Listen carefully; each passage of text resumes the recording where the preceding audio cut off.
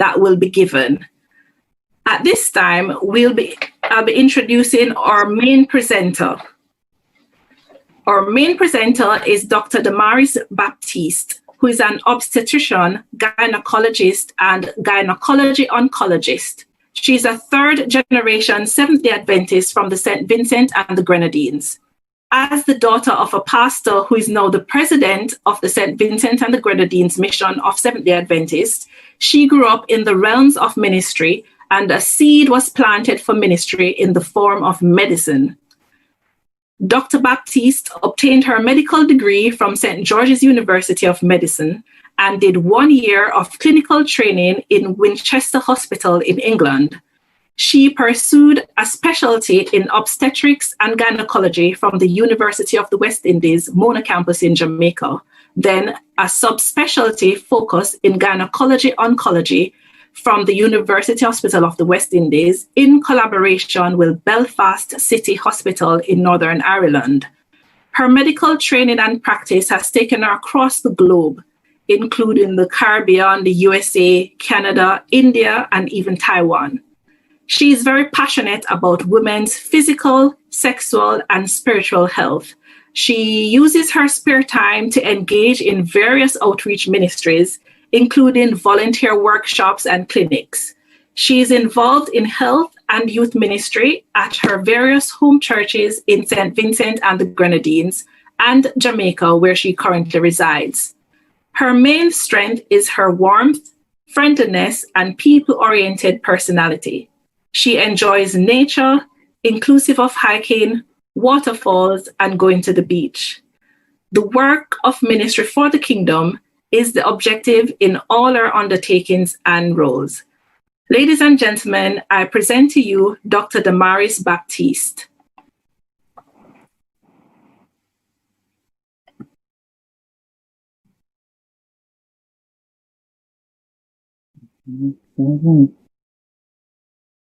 Dr. Baptiste, your mic is muted.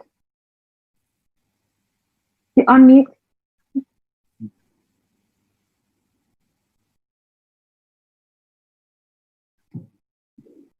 Okay, thank you very much for that very kind and warm introduction.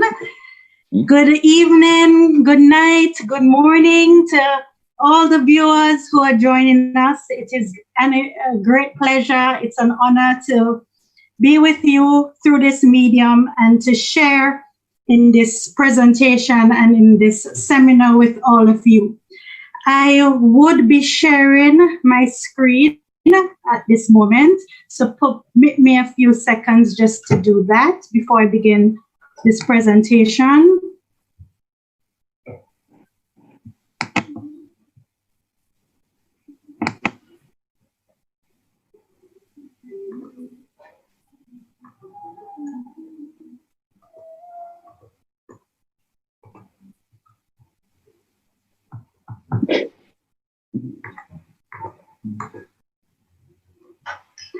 Okay, is this seen? Yes. Okay. All right, so we are talking about menopause, and we would like to know as much information as we can. I'll try my best to not overload you too much, but to share a little of, the experience of being a gynecologist and menopause, and also give you the information in terms of what every woman needs to know. Now, when you hear the term menopause, I am absolutely certain everyone has their different connotations that they associate with the term. I've heard one husband who said to me, "Doc, it's definitely a pause from men." As the name suggests, menopause. A lot of patients associate it with hot flushes and being moody and irritable, etc. And there's a lot of information that I think it's very important, not only for women to know, but males and also relatives of individuals who will go into menopause at one point in their life or who are going through menopause. Now, what exactly is menopause? As the name suggests, It's the permanent cessation of menstrual periods. So any woman of reproductive age usually would have a monthly menstrual cycle. Note I said usually. Menopause is a retrospective diagnosis. So that simply means it's a diagnosis that's made after the fact. So usually a woman will go through 12 months of no periods, or in the medical term, we call that amenorrhea. And then once you have 12 months or 1 full year of amenorrhea, we can term that menopause. In your menopausal years, your ovarian function is significantly reduced. So we can say that you're no longer of childbearing years once you enter menopause or go beyond menopause, which is your postmenopausal years.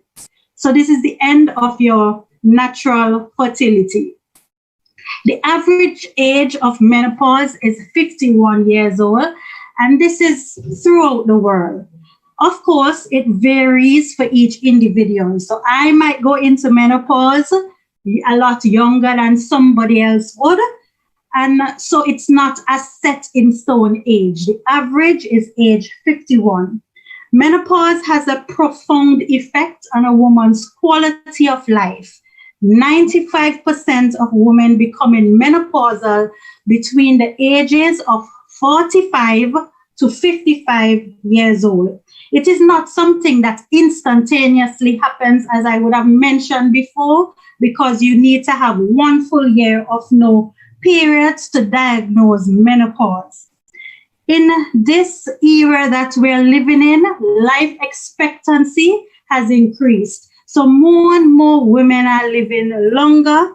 Hence, it is a topic that needs thorough discussion, and information needs to be gleaned so we can know how best to manage it.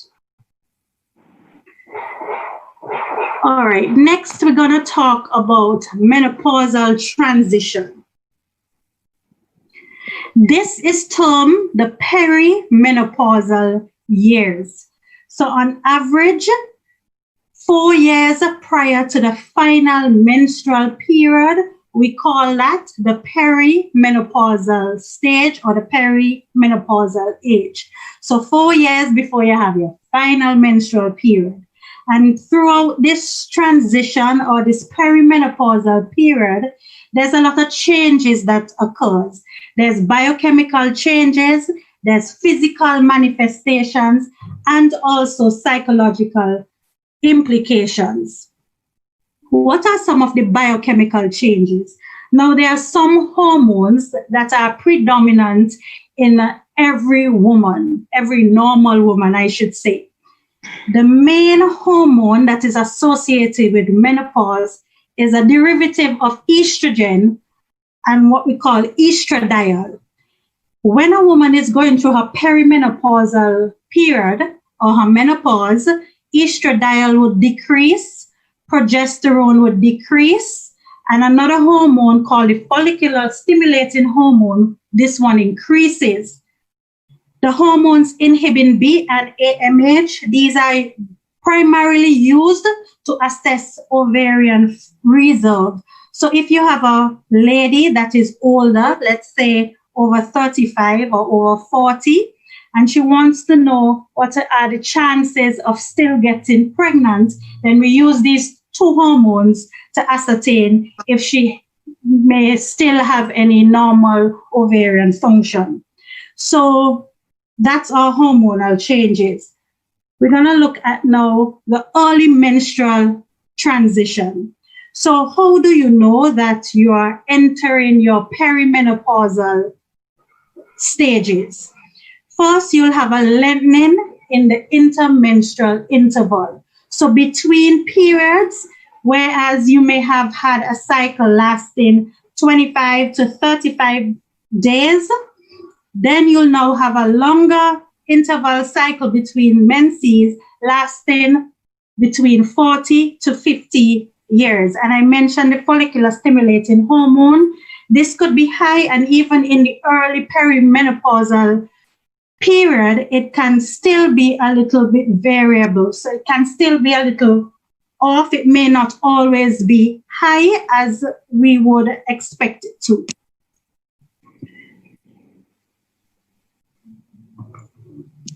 What about the late menstrual transition now? So we talked about the early perimenopausal phase. What about the late perimenopausal phase? So as you're going into actual menopause now, changes become more dramatic. You'll now have skip cycles. So for instance, you may not have cycles that you could identify anymore. You may have about 3 or 4 months of no periods.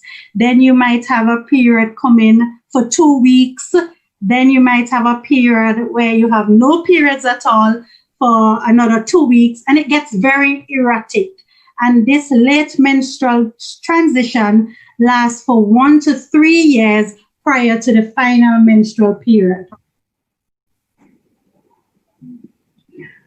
All right. Now, what are the symptoms that we could look forward to associated with menopause? This slide summarizes it for us, but the symptoms of menopause include hot flashes, night sweats, sleep problems, vaginal dryness, depression, even trouble concentrating or remembering things. And if not properly addressed or prepared, this can be a very distressing and confusing time in a woman's life. All right, so we're going to look at some of the most common symptoms associated with the perimenopausal and the menopausal period. First, very popular symptom, hot flashes. Now, what exactly is hot flashes? This is the most common symptom during the menopausal transition.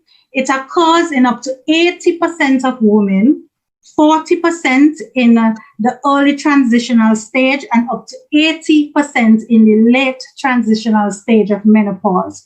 However, only 20 to 30% seek medical attention. So this hot flash, it starts as a sensation of heat on the upper chest. So you might be around women who just feel like they want to tear their clothes off because they just get this overwhelming sensation of heat on their upper chest and face. Then this heat becomes more generalized. It lasts about 2 to 4 minutes. It's associated with palpitations. This is where your heart is racing and flushed skin, and it can just come out the blue. But typically, it more occurs at nights. Of course, you could imagine the distress of, you being in company or you're liming with your friends, etc. Then this overwhelming hot feeling and palpitation just comes over you. Can be a social inconvenience. However, the good news is this resolves spontaneously, usually 4 to 5 years post the onset of menopause. And also, God in his infinite wisdom has designed regulatory mechanisms, I like to call them, to help us cope. And one of this is what we call thermoneutral regulation. So that is whenever a woman has an increase in temperature of 0.4 degrees Celsius, vasodilation occurs. This is where your blood vessels dilate, and then you perspire, and perspiration then causes a cooling effect. So if you don't take away anything, just take away from me today that it wouldn't last forever. All right, let's talk about sleep disturbance now. So that's another symptom of menopause. Sleep is regulated by the brain. So in our brain, we have a structure called the hypothalamus and an area called periaqueductal gray matter. And the hormone estrogen, which I mentioned before, which is usually low in patients or people, I should say, that are going through the perimenopausal and menopausal period. This hormone is what helps to contribute to a good sleep pattern.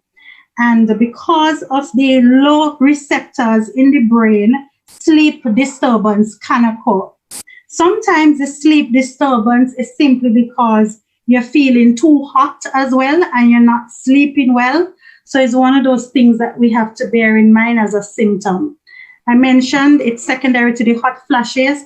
It also can be due to depression and anxiety associated with these symptoms. So all your life you felt good, you felt like you were going through life on cloud nine, and all of a sudden you just notice these things creeping up on you. It can contribute to anxiety and depression. And also, the older we get, especially when we are not in optimum health, we can have non-related sleep issues to menopause. And some of these issues, sleep apnea, especially individuals who are overweight with chronic illnesses, they may also have sleep disturbance, and it may not necessarily be blamed on menopause. Another symptom that is not talked about as much as the hot flashes or even sleep disturbance is vaginal dryness. And vaginal atrophy or thinning of the walls of the vagina occurs because there is a lack of estrogen. So what exactly does estrogen do for the vagina? Estrogen is responsible for maintaining the epithelium of the vagina, the urethra, the bladder, and the vulva. So these organs, they pretty much stay in tip-top shape because of estrogen. And remember I told you, estrogen is declining now in your menopausal period. So if you're not going to be getting or producing as much estrogen, then it stands to reason that the maintenance of these organs is not as great as when you were younger and would have had plenty of estrogen supply. Estrogen also maintains collagen content of the epithelium. So the epithelium is pretty much the lining of these organs. Also, we have some proteins that are found in the structure of the vagina. We call them mucopolysaccharides and hyaluronic acid. These proteins help maintain the turgidity, the suppleness of these organs. And estrogen also maintains blood flow to these areas.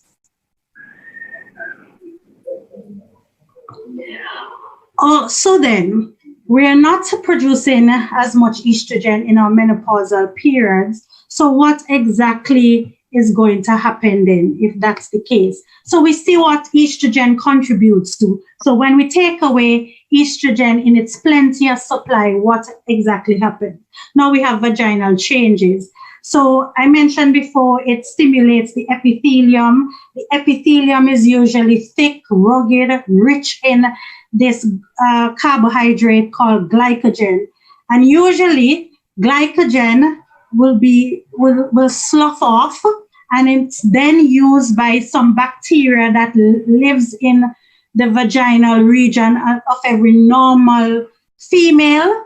And this bacteria then converts this carbohydrate or this glucose to lactic acid. So this is what normally takes place, right?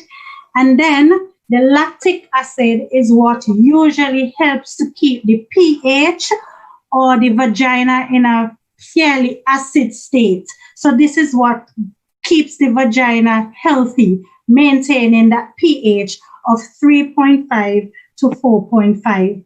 And the pH, or that acidic pH, maintains the normal flora of the vagina and helps to fight against infections. When we experience vaginal atrophy now associated with menopause, you have thinning of the top layer of the epithelial cells. So the walls of the vagina lose their elasticity and their suppleness. There is shortening and narrowing of the vaginal canal, and the vaginal secretions would decrease, and the vaginal pH would increase. So if the vaginal pH is increasing and the secretions is decreasing, the woman experiences dryness of the vagina and also a predisposition to itching and infection.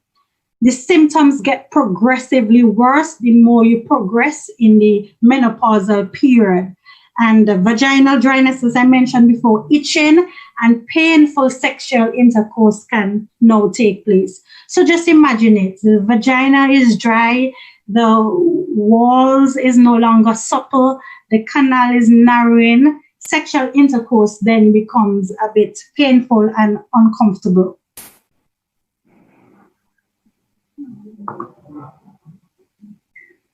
All right. As we have changes in the vagina, we also have changes in the urinary tract. So the embryological origin, that just simply means where everything starts from, is the same in the urological tract. So the urinary tract, that is the tract that urine comes out of, it has the same origin pretty much as the vagina, and they both have estrogen receptors on them. In a climate of decrease in estrogen now, we can have atrophy of the urinary tract as well, and this results in painful urination, even passage of blood when you pass urine. You can have urinary frequency, urgency. You can feel a little discomfort when you pass urine, and also you are at risk for increased urinary tract infections. Menopause can also be considered a risk factor for what we call pelvic organ prolapse, which is where your gynecological organs, the vagina, the cervix, the uterus can fall down, and that is termed a prolapse. Or you could be at increased risk for having stress urinary incontinence, which is the urge that you're feeling to consistently or constantly pass urine. All right. Now, I alluded to sexual dysfunction before, but what I would just like to say is that during menopause, different changes takes place, and we talked about the changes. And of course, sexual health may be affected. For a woman, you could have fear of leakage, and use of pads can lead to decreased frequency of sexual activity. The actual act of penetration can be fearful to a woman because she's afraid that leaking of urine can occur with penetration, or even when she orgasms, you can have leaking as well, and this can cause embarrassment. When your pelvic organs are at risk for prolapsing and they are possibly prolapsing, this could further affect a woman's self-image, leading to embarrassment. She can feel less sexually attractive, and it could impede or cause stress affecting her quality of life.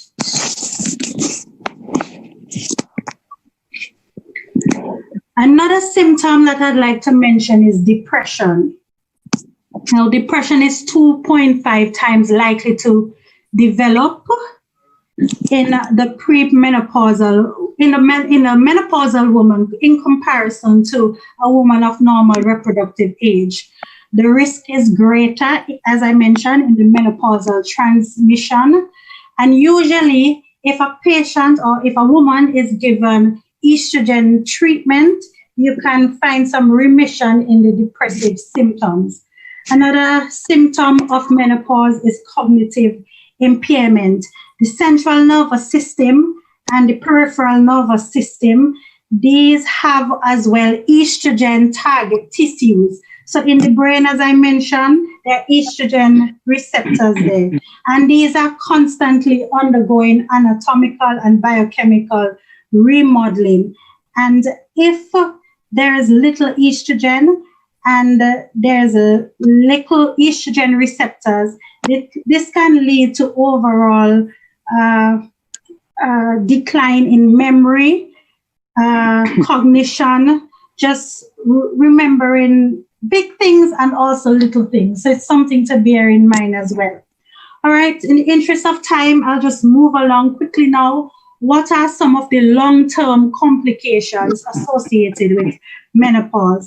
Now, remember that hormone, estrogen. Those estrogen receptors are pretty much all over our entire body. They're on our heart, they're on our bone, they're on our skin, they're in our brain. So if you're having little estrogen receptors as a result of little estrogen production, then it stands to reason long-term complications would include bone loss, cardiovascular risk, dementia, and even skin issues. Bone loss begins during the menopausal transitionary period. In menopause, you have more bone resorption taking place than bone formation. So pretty much the bone is wasting away. Bone loss is higher 1 to 2 years post the final menstrual period. A woman can lose up to 20% of her bone density in the first 5 to 7 years.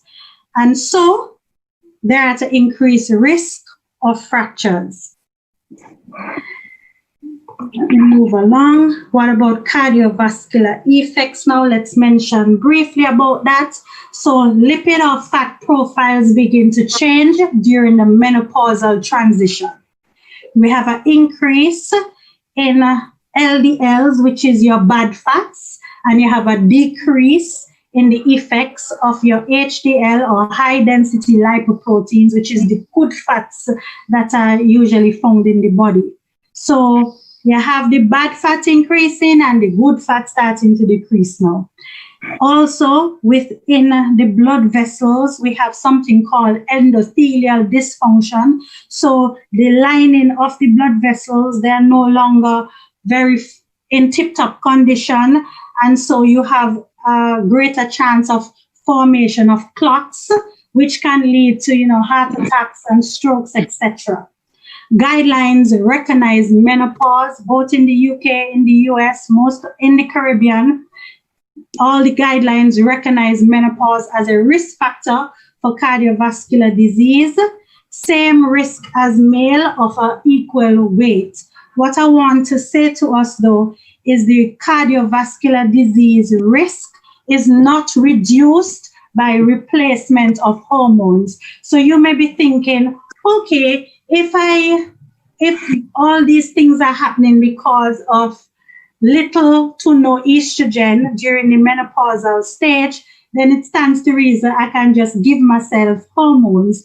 But the risk, especially for cardiovascular disease, is not reduced by giving hormones. And this was found in a large-scale study called the Women's Health Initiative that was done. All right, so let's move on to what can we offer our patients who is coming to us with very bad symptoms of menopause. Hormonal replacement therapy. Many of you would have heard of HRTs or hormonal replacement therapy. Am I a candidate? You may be tempted to ask yourself, am I a candidate to receive hormones? Why isn't my GP prescribing hormones for me, etc.? And maybe Dr. Channer may offer you a bit more information about treatment or management. But I'd just like to say that this is the most common form of treatment for symptomatic women. The goal of giving hormonal replacement therapy, note this very carefully, is to relieve menopausal symptoms. The goal is never to prevent symptoms. The goal is always to relieve menopausal symptoms. Women treated only for vaginal atrophy, which is thinning of the vaginal walls, we should give them treatment with local estrogen, so that is vaginal creams or gels that could help with vaginal dryness and itching, or that general overall uncomfortable feeling during sexual intercourse. Most women present with symptoms in their late 40s to 50s, that is menopausal symptoms. And if the symptoms are moderate to severe, we can consider giving hormonal replacement if they meet the criteria. So women in this age group should be reassured that the risk of complications, that is the complications for giving hormonal replacement therapy in a healthy, young, postmenopausal woman taking HRT is very low. So once you're fit, once you're healthy, once you have a normal weight, once you don't have a list of multiple chronic illnesses, we can offer you hormonal replacement therapy, and the complications with offering you this treatment is very low. Other symptoms that respond to hormonal replacement therapy include mood, so improving the mood, depression, vaginal atrophy, sleep disturbances, joint aches and pains. They all respond to hormonal replacement therapy. And the take-home point again, HRT is not recommended for prevention of the disease, only for moderate to severe symptoms of the disease. The hormone estrogen is available in many forms, such as tablets, vaginal creams, and vaginal rings. The patch, which is something that almost looks like a sticker that you can place on your skin.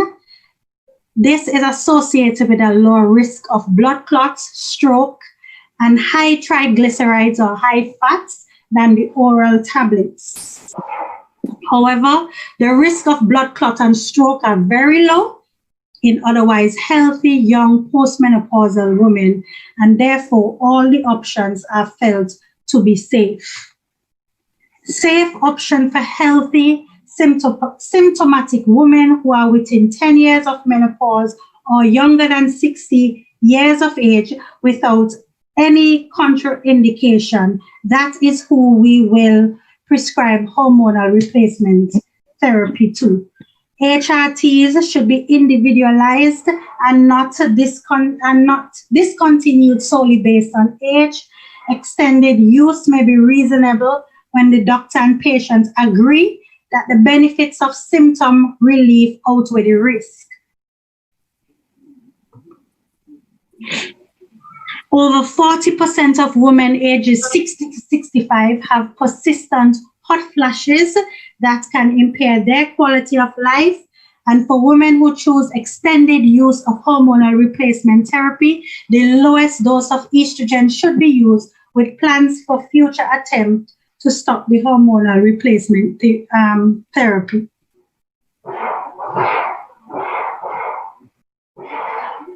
Who should we not prescribe hormonal replacement therapy to? Patients with breast cancer, coronary heart disease, previous blood clots, stroke, liver disease, vaginal bleeding, uterine cancer, gallbladder disease. You are not, if you have any of these conditions, you are not a candidate to receive hormonal replacement therapy, and we have to explore other alternatives of management for your symptoms. The benefits of giving hormonal replacement therapy: 30% mortality reduction in women under 60. There's reduced fractures as a result of osteoporosis or just losing your bone density and being prone to fractures. Another benefit, you have reduction in type 2 diabetes. Your quality of life can be improved, and you can have reduction in colon cancer. What are some of the side effects? You have breast soreness, vaginal bleeding, bloating, mood symptoms. So there's no medication out there without side effects. But in comparison to the relief that you may get from getting hormonal replacement therapy, the pros outweighs the cons, so to speak. All right, let's briefly mention some of the non-hormonal treatments: antidepressants, anti-epileptics, and alternative therapies. Antidepressants, clinical response is more rapid. That is, you can get a response in days than the typical response for depression. So if someone is depressed and it's strictly because of menopausal symptoms, prescribing antidepressants can cause a quicker clinical response. It's equally effective in women with breast cancer, surgical, or natural menopause. One of the anti-epileptics that is prescribed is gabapentin. And this is effective for women whose hot flashes occur at night.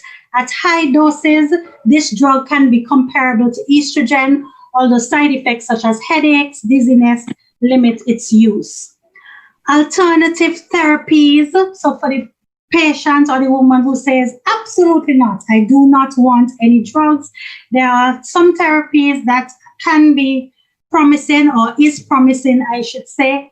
One of them is called cognitive behavioral therapy. This is where, you meet with a social support group or a psychologist or a psychiatrist, and you are offered mind-body-based therapies such as stress management, relaxation, learning how to cope or better coping mechanisms, deep breathing techniques. And of course, as Christians, we have hope that God made us, and He will and He does have a plan for all the phases that we would go through when it comes to menopause. So, of course, prayer and meditation can be termed a coping mechanism as well.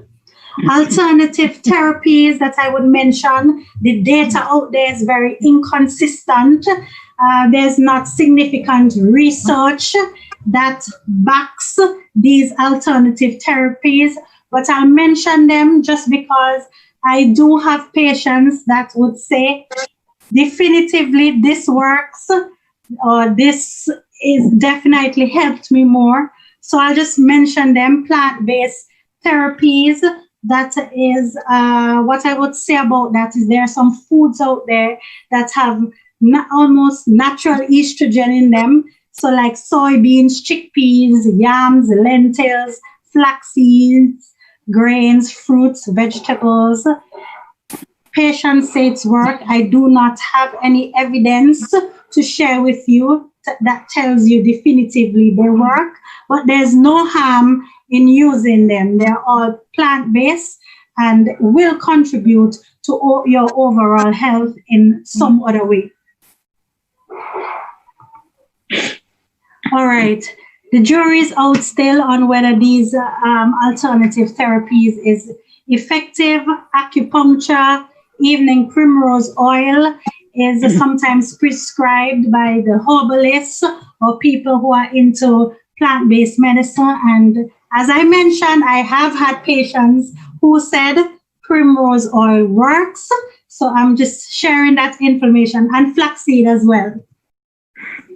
Now, I would leave us with, on a spiritual note, what does Jesus think of menopause? And two biblical scriptures came to mind. Knowing not that your body is the temple of the Lord. Menopausal woman is special to the Lord. The Lord looks down and has compassion. And even while we battle the symptoms and while we try to understand it, note as well that you can get through. Support is important. Your partner understanding this is what you're going through is important. Being a little extra kind and considerate and loving, understanding that the libido may not be as it was before, sex may be uncomfortable, and doing what you can to accommodate the woman feeling safe and secure is paramount. And this is what I would say to us. Ensure that from our younger ages, we try to maintain optimum health. The healthier we are, the better we will go through the menopausal periods. So just understand from now, for if you're young, understand that your body is the temple of the Lord. Keep it healthy. Know that God wishes that above all else we prosper and we be in good health. So in summary, the population is aging and feminizing. Menopausal transition is a significant period in a woman's life. It starts approximately 4 years prior to the final menstrual period. Hormonal changes affect the female physically and mentally and have implications on all areas of her life. So it's prudent for us, not just as women, for our men, for the children of menopausal women, for relatives, for us all to identify the symptoms and manage these issues together. Thank you very much. I hope I was very clear. I'm sorry if I was a little rushed, but I was trying to pack in as much information as possible. But feel free to, ask your questions, and I'll try to respond as much as possible. Over to you. Thank you. Thank you so much, Dr. Baptiste. Lots of information, very useful information. I'm sure that many persons who are viewing us online on the different platforms found all that you had to share very, very useful. We will continue to invite you to continue to post your questions. I noted that some questions were posted already, but they were covered before us having a chance to share them. But keep your questions coming in, and after the next presentation, we'll be able to have a quick wrap session to go through some of the questions you have. At this time, I told you that we'll be testing your knowledge throughout this program, and this is our first question, which I'm about to share with you now. Now, we have some gifts, so for each correct answer, you will be getting a lovely Chinese silk hand-painted Chinese fan to help cool you down when you're feeling quite hot. You will also be getting a wonderful, very, very practical and useful book by Mark Finley. It is called Health and Wellness, and it covers a plethora of topics, not about diet, about keeping fit, about healthy relationships, depression. It really answers a lot of the symptoms that were highlighted in our first presentation. So I know we have several of these to give out throughout the program. So keep listening for the question. Now, your first question, the first person to submit the correct answer will get a prize, and our communications team are monitoring all the platforms to see who will be the first person to answer. So viewers, please listen keenly. So this is the first question from our virtual quiz. It says, what is the average age for women to reach the menopause in the UK? Is it A, 42 years old, B, 51 years old, C, 46 years old, or D, 55 years old?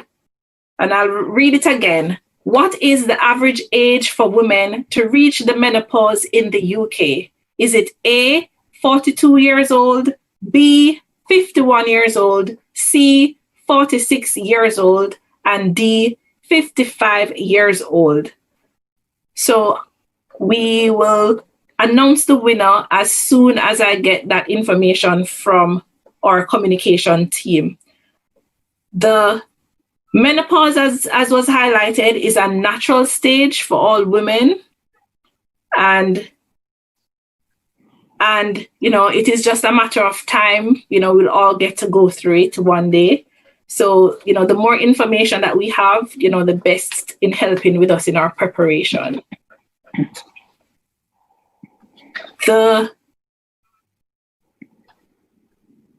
I will now hand over to Jess to introduce our next speaker. Thank you very much, Patienne. I think we do have a few answers, by the way, if you wanted to check them out in the chat. So we're going to have our next speaker, who is Dr. Joan Channer. She is a general practitioner. I'm just going to give a brief history of her background.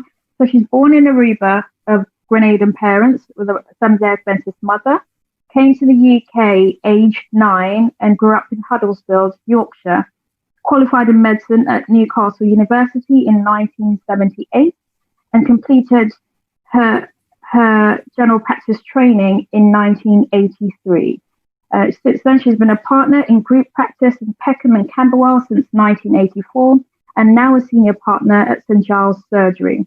She attends Lewisham SDA Church since moving to London in 1981, and was the health ministry leader for many years. She loves the Lord and is blessed to be a part of the great Advent movement.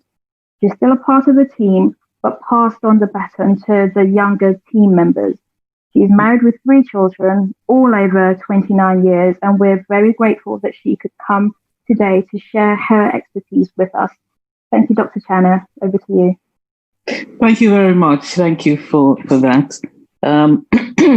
I'm just going to just say a few words about my experience working in Southeast London with the population and women who have been coming to see me for support with their menopausal problems. I was one of 2 women in the practice, so we saw quite a lot of the women population in the practice, and I think the important thing that we need to know. Can you hear me? Can you hear me? Right. The important thing that we need to know about women is that when things are happening to them and they don't know why, it's very worrying. And I've found that is one of the reasons often that they are actually suffering. And once it's explained to them and they understand what's happening to their bodies, they actually feel a lot better, and they can use various methods of coping with the symptoms they have. And the symptoms doesn't seem so dreadful. But we have to recognize that there are some women who have menopausal symptoms that are so severe and are affecting their everyday life so much that even after they've done all the things that they feel that they can do to make sure their health is functioning, and they're trying to negotiate with some of the symptoms to overcome them, they still need some treatment.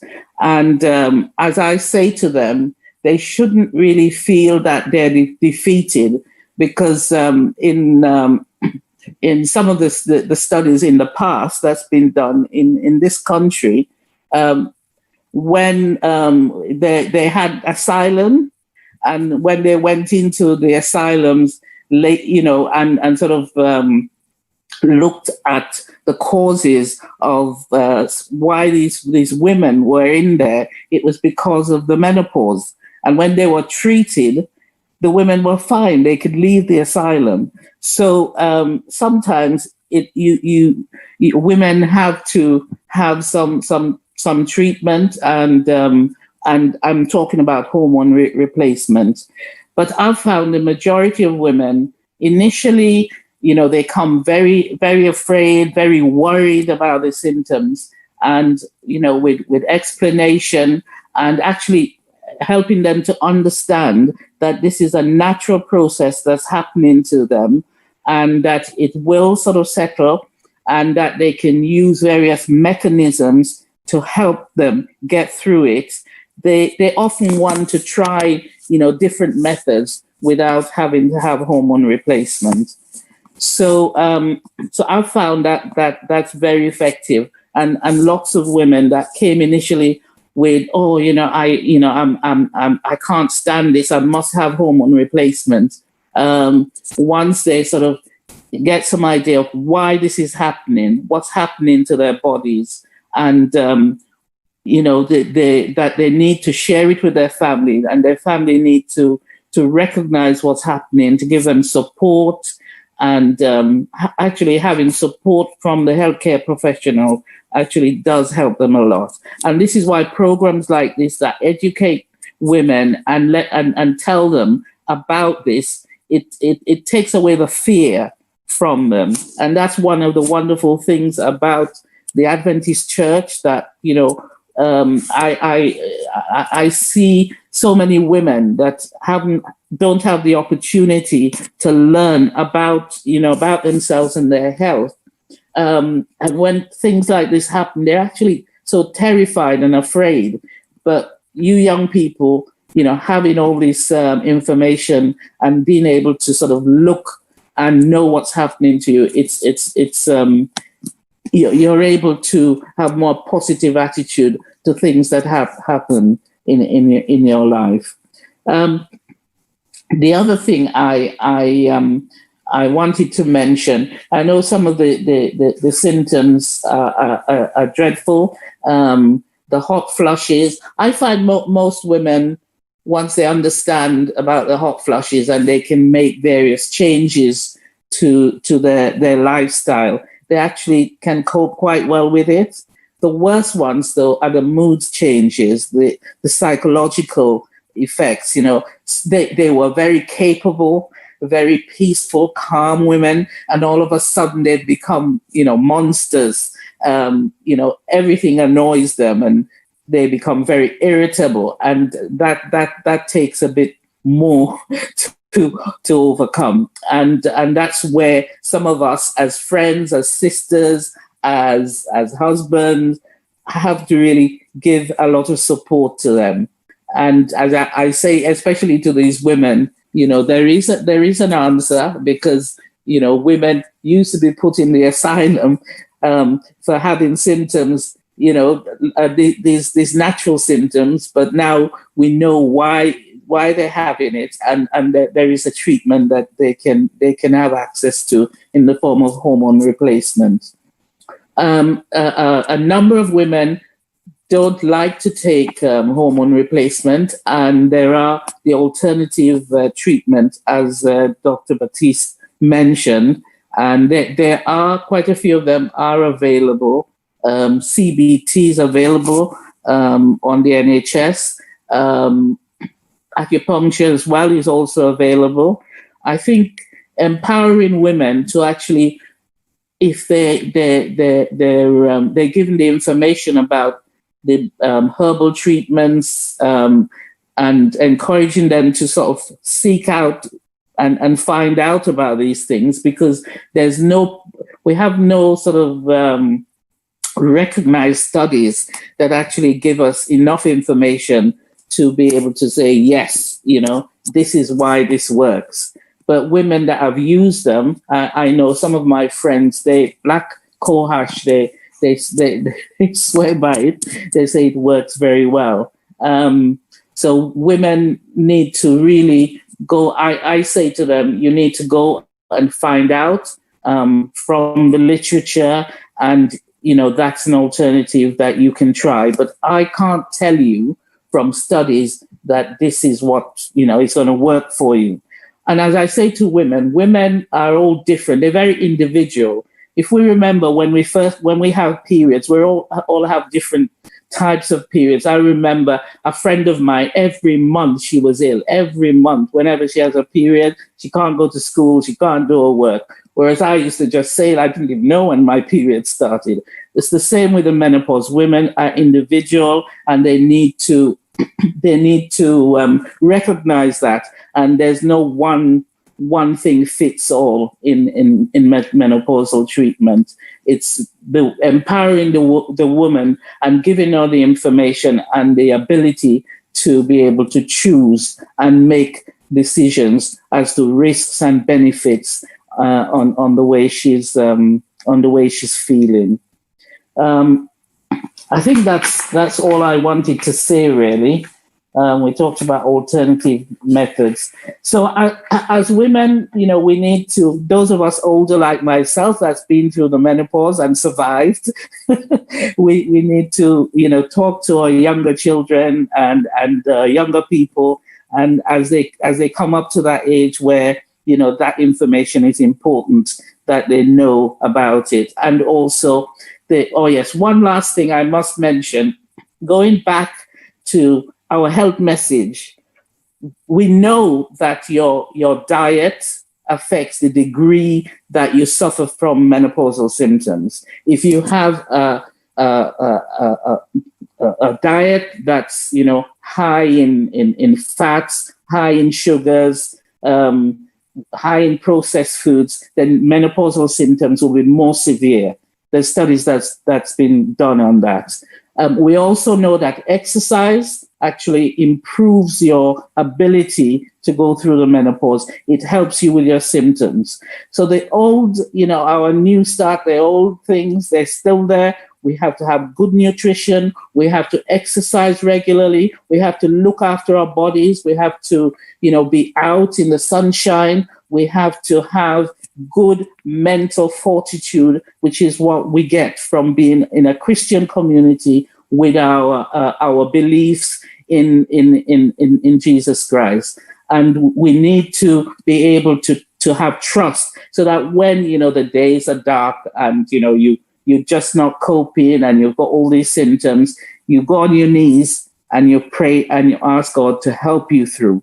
Those are all things that are there and we know about them. So we need to get our lifestyle in line with good health.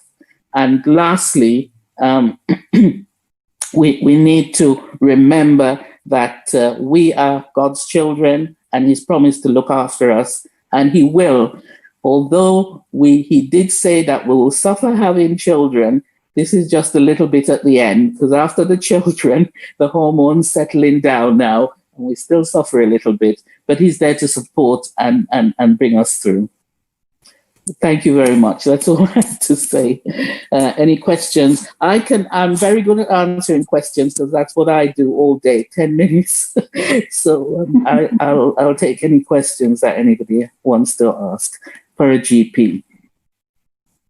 Thank you very much, Dr. Channer. And thank you for reiterating the importance and the relevance of the health message, but also lifestyle measures like exercising and how that could be useful in our menopausal journey. But also, I think a takeaway as well is about female empowerment. I think fear also comes from, a lack of knowledge. And if we are empowered and knowledgeable, then we're able to go through this rite of passage with, I wouldn't say ease, but less fear and more preparation. So thank you for that. And over to Can I just say one last thing that I forgot to say? It's important for us to have our health screening, our smears done, our breast checks. Those things are all part of keeping ourselves well as women. Thank you for that. Thanks for that reminder. Petrianne, over to you to announce the winner. Okay. Thank you so much, Jess. So earlier in the program, we gave out our first question in our virtual quiz. The question was, what is the average age for women to reach the menopause? And the correct answer was B, 51 years old. And the winner, I am told, is Michelle Young. So our communications team will get the relevant information from you so that we can send your gift through the post. Over to you, Jess. Oh, before you go on, just a little tip.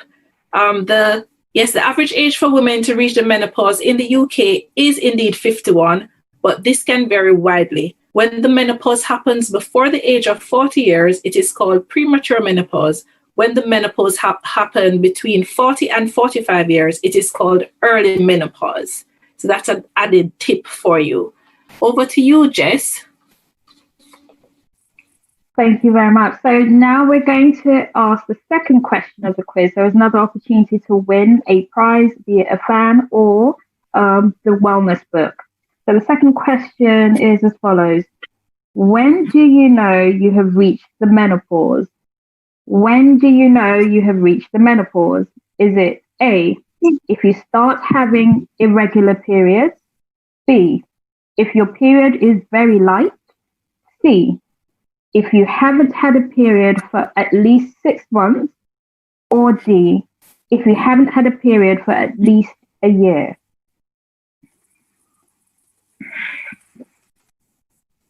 Okay, so whilst we wait on the communications department to give us the answer from our platforms, we'll move on to the next section. Okay, so we have a number of questions that came in for Dr. Channer and Dr. Baptiste. I'm not sure who would like to take it on. We have a question that came in from one of our viewers at Lima Lemi. The question is there anything you can do to delay the onset of menopause? And does menopause have an official endpoint, or does it continue until you die?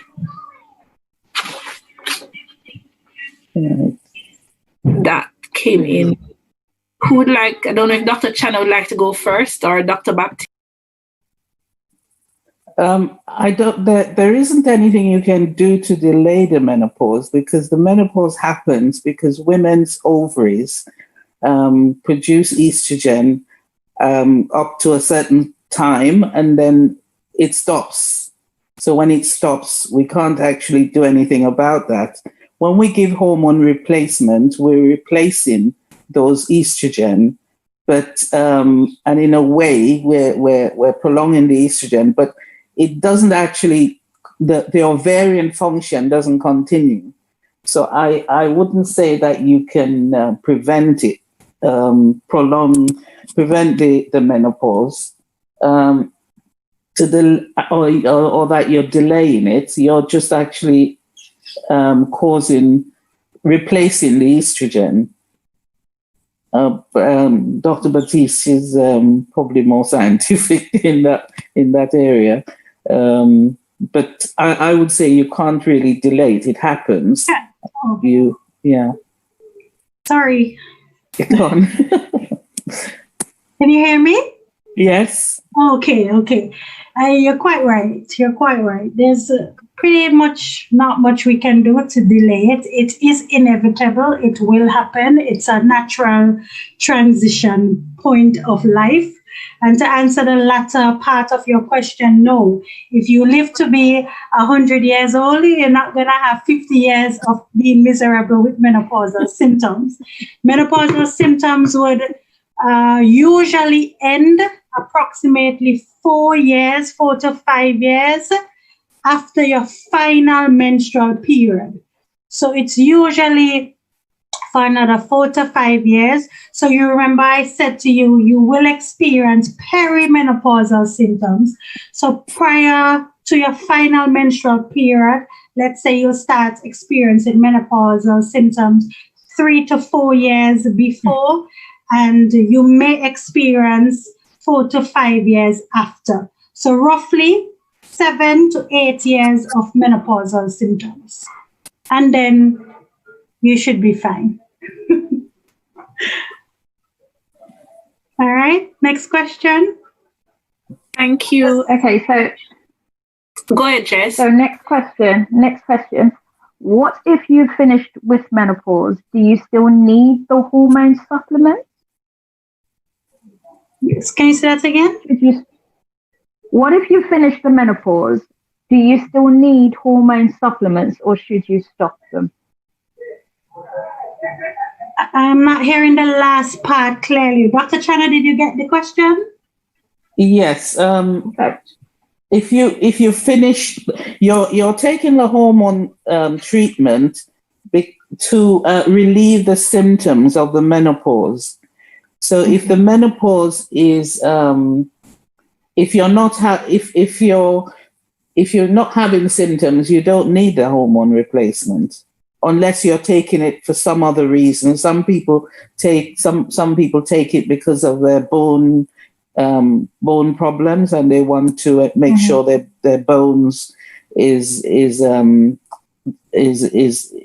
strong. But that again is a symptom. So you don't need to be on the hormone replacement all the time. It's just you're using it to treat the symptoms. And sometimes, usually, we usually advise women after being on it for a certain time to come off it, just so they can see if they're still getting symptoms. Mm-hmm. Yes, and if you've been on it and you discontinued use for a period of time, and let's say you feel like you're having symptoms again, we don't really like to encourage prescribing it again, especially if you've been on it for a while. We may recommend alternative modes of treatment. But usually, it's usually given for about 4 to 5 years. That's the maximum in terms of your final menstrual period. Okay, thank you so much very much for that. Dr. Channer and Dr. Baptiste. There was one question that came up. It was like, how long can you be on HRT for? Is there a limit to how long I think you I can just be on? answered that. Pardon me? Okay. I said, I think we just answered that. Oh, okay, sorry. Okay. About 4 to 5 years, isn't it? Yeah. 4 to 5 years. Sorry. I have had patients who, because of the relief they've had from hormone replacement, they are very reluctant to come off it, and they have carried on with it. Sometimes it comes to and they just don't want to stop it in case the symptoms come back, and it's a matter of just cajoling them to sort of to try to come off it and see how they are, and eventually they do. So sometimes they do go over the 4 to 5 years that's initially prescribed for, but the best advice really is after that time you should come off it. Because we know that the length of being on hormone replacement, I think recent data shows that it does increase your risk of breast cancer with if you're on it for very prolonged time. Am I right? You are correct. You are correct. I was not in my head. Okay. Jessica will be announcing the winner for question 2 soon, but there is one more question I'm seeing where someone is asking, is it true that one of the ingredients in HRT is urine? Someone said if it's male urine or horse urine. I'm not sure. Is that a myth or something that you've heard before? Well, estrogen can be acquired from various means. I am not exactly sure what. I am pretty sure horse urine is not primarily the first line treatment in the UK, but in some parts of the world where there's lack of resources, they still use estrogen preparations made from horse urine. But I don't believe that is the case in the UK. It's manufactured now. Yeah. Can I add something? Sure. Yeah. Well, one of the main, as far as I had learned, one of the main drugs, the Premarin, which is used, I don't know if it's still used, was made from a pregnant female horse, pregnant male, obviously. That is true. And I'm wondering, has it really been stopped or not used in England? Because that was one of the popular ones. Yes, it's not one of the modern ones now. We had, I can't remember the last day I've had to prescribe Premarin. There's a lot more newer, cleaner drugs that's actually manufactured. And those are more synthetic ones. Yeah. Okay. Synthetic ones, yeah. Thanks. Okay, I think it's time to announce the second winner. And the communications department tell us that the second winner is Ellie Noor. So congratulations, you've either won yourself a fan or a book, and we'll be sending that to you shortly. So the answer was actually, I'll read the question again, and then the answer, when do you know you have reached the menopause? The answer is D, if you haven't had a period for at least a year. That's 12 months. And just a health tip that comes with that, the menopause usually happens gradually, and for a few years before the menopause, just like Dr. Baptiste said, your periods may become irregular, but you will have reached the menopause if you haven't had a period for at least 12 months. So congratulations again to Ellie Noor. We're going to carry on with questions. Tatiana? Yeah, sorry about that. Just a bit of a glitch. Okay. So we'll be moving. Okay, so we're going to be. The next question for the virtual quiz is, which of these symptoms of the menopause is a myth? Which of these symptoms of the menopause is a myth? Is it A, hot flushes and night sweats, B, irregular periods, C, symptoms are purely physical, D, difficulties sleeping? And I'll repeat, which of these symptoms of the menopause is a myth? Is it A, hot flushes and night sweats, B, irregular periods, C, symptoms are purely physical, or D, difficulties sleeping? Okay, we will move on and we will go on to the panel discussion now. Now we have a number of persons on our panel today. We have Leonie and Derek Robinson, who will be sharing their experiences. We have Pastor Keith and Cheryl Boldo. We have Natalie Byfield, and we have some testimonies which were shared from anonymous women who, preferred to not share in person. So, and we will ask Alethea to read those stories on their behalf.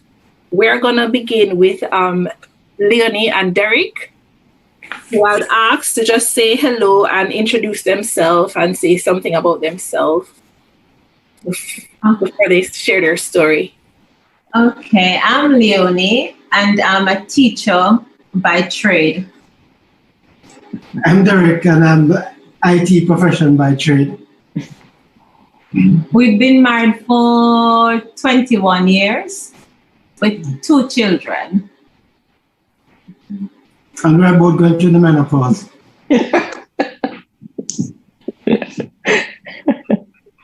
Okay, thank you so much, guys. Thank you for deciding to share your story with us. Could you can go ahead when you're ready. Who would be going first? Would it be you, Derek, or would it be Leonie? I think I'd rather Leonie go to, because I think she has got a whole book to tell.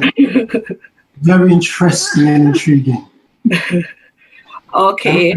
I will support her. Okay, so we'll hear from Leonie first, and then we will hear from Derek about how the experience impacted him, how it was for him. So over to you, Leonie.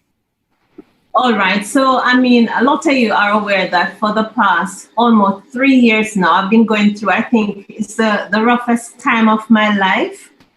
I never knew that something could be so challenging. I never knew something could be so difficult, because I thought that I consider myself to be quite a tough person. And so when this thing hit me, I had no idea what was happening to me. And just listening to Dr. Channer, I guess if people before me would probably talk, then I would have had an idea, and I would not have spent so much money. Because I was just really exhausted at the beginning, and I had headaches, and I was running to every doctor underneath the planet. I did 2 MRI scans on my head because I was sure something was going in my brain. I have done 3 camera tests so far on my stomach, because I'm convinced that I have stomach cancer. I have had numerous blood tests done, and the list goes on and on and on until I was even told that it's all in my head. And there are points in my life where I think I'm still going crazy because of the effect of this thing. So it just hit me it was like a ton of brick. I just felt exhausted, and at work I was just literally falling over, and I had no reason why. I was dizzy. I think my diet is not bad. So I thought I was doing all the things. I would go for jogs and all that sort of thing. So I thought I was healthy, and as I said before, I had no idea. And when I went to the doctors and I was trying to explain to them how I was feeling, the first thing they said to me that you are depressed. And I said, okay, I am depressed. But if you can tell me why am I depressed? Because I said my life it's hard, but it's something that I'm used to. So I should not be depressed by something like that. And all they wanted to do was to put me on antidepressants. And I refused from going down that route because I said, if I'm depressed, then you need to explain to me why I'm depressed and why. And so I was referred to, I saw a neurologist. I went to him twice and he said to me, on the third time that you come back here, I'm going to hold you down personally and put the antidepressants in your mouth. But I have not been back because that was privately. So I didn't have to waste my money to go back. I'm telling you, it's just awful. It's awful. And I remember being off work for 6 months and I was just lying in bed. Every day I was in bed. I lost some 22 pounds. And I remember one day just lying in the bed and I used to write these Bible texts on the wall and I would look at them. And I remember one day Matthew, who was about 6 years old, he came in and he read one of the texts and he said, the text was, save me and heal me and I shall be healed. Save me because thou art my praise. And he read the text and he said to me, he said, Mom, I don't understand. He said, we pray to God and you said God hears and he heals. And I said, yes, Matthew. And he looked at me and he said, Mom, I don't think you're ever going to get better. It's 19 hours. It broke my heart. Mm-hmm. But from that day, I decided that I'm not going to stay in the bed. I won't allow him to come from school and see me in the bed. So I dragged myself out of bed and I would sit up when they come home, just to pretend that I'm feeling okay. And it has been like that for the past 3 years. I tried HRT, but because I have such a horrible stomach, I have indigestion and all of it, so I couldn't tolerate that one. I tried the patch. That would just send me in. I would just get such horrible palpitations when I put them on. I couldn't do the patch anymore. So for 3 years now, I have just been bouncing along, trying to cope, and it's extremely difficult.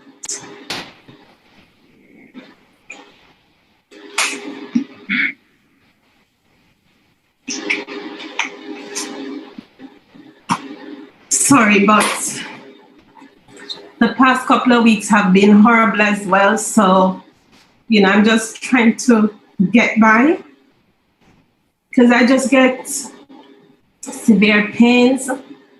I get pains all over my body. I get pains running through my head. And it happens and then it will die down a bit and I'm fine. For a couple of months I'll be fine. And then it will come again. And so it's hard, trying to cope, trying not to go under. But I just wish I had my life back. I want my life back. And I wish I, remember what it felt like just to wake up one morning and just feel good. I've not had that in 3 years.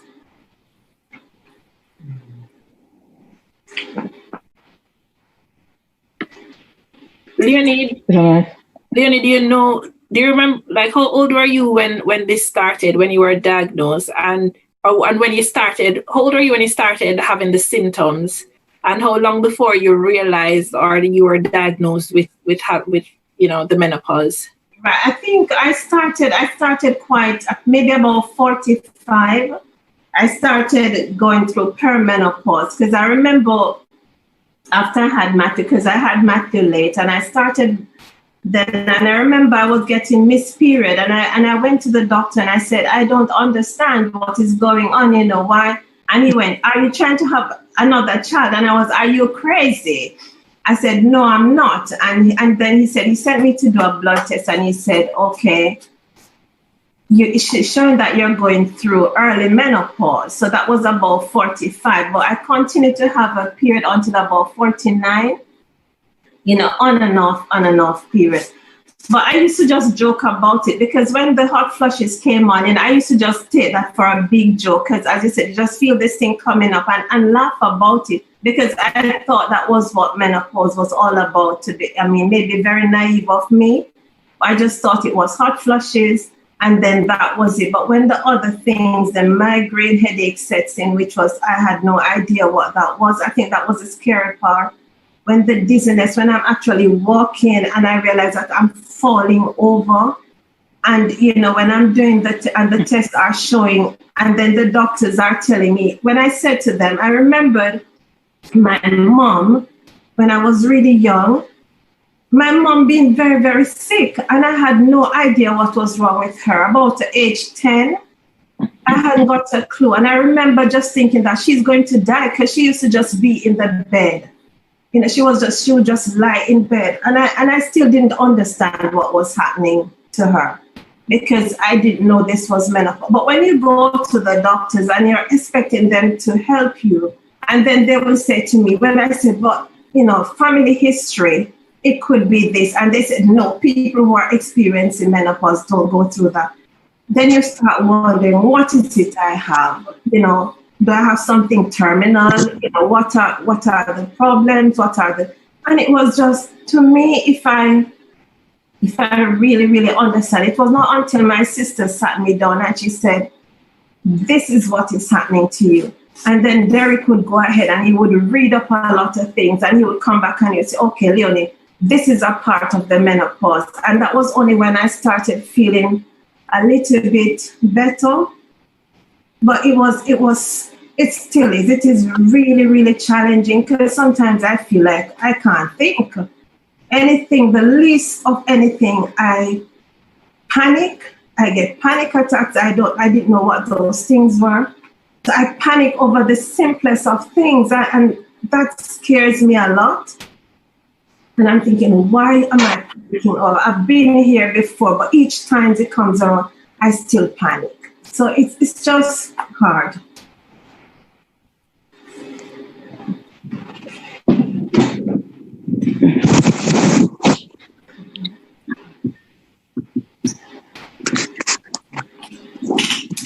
Thank you so much. Yeah,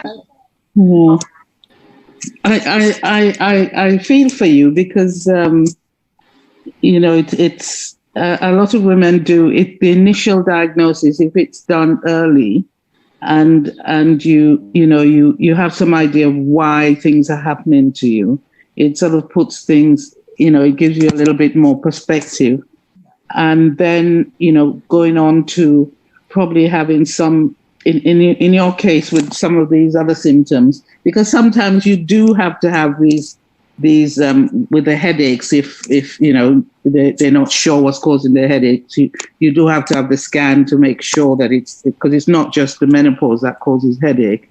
But once the pattern is there, for someone not wanting to take antidepressants, that's quite natural. Things like cognitive therapy, talking about this is where some sort of group therapy helps as well. Probably we need to have a sort of menopausal group where people can talk about symptoms, exchange ideas. There are, and this is where sometimes I would encourage patients to look into, other therapy. What's helped other women? We're not all the same. We're all different. And although you said you went on hormone replacement treatment, it didn't work for you for whatever reason. Sometimes our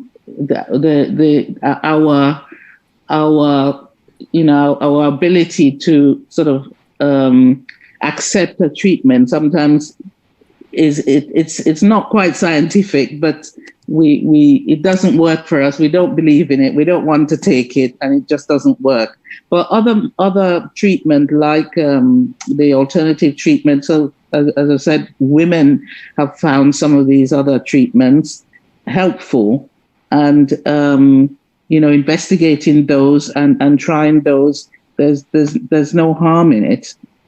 It's just that your doctor wouldn't say to you, well, go along and, have this black coash because it's going to take all your symptoms away. And this is where I think sometimes women need to be in a group where they can share things, they can get support from each other, when they're going through, very difficult times like this.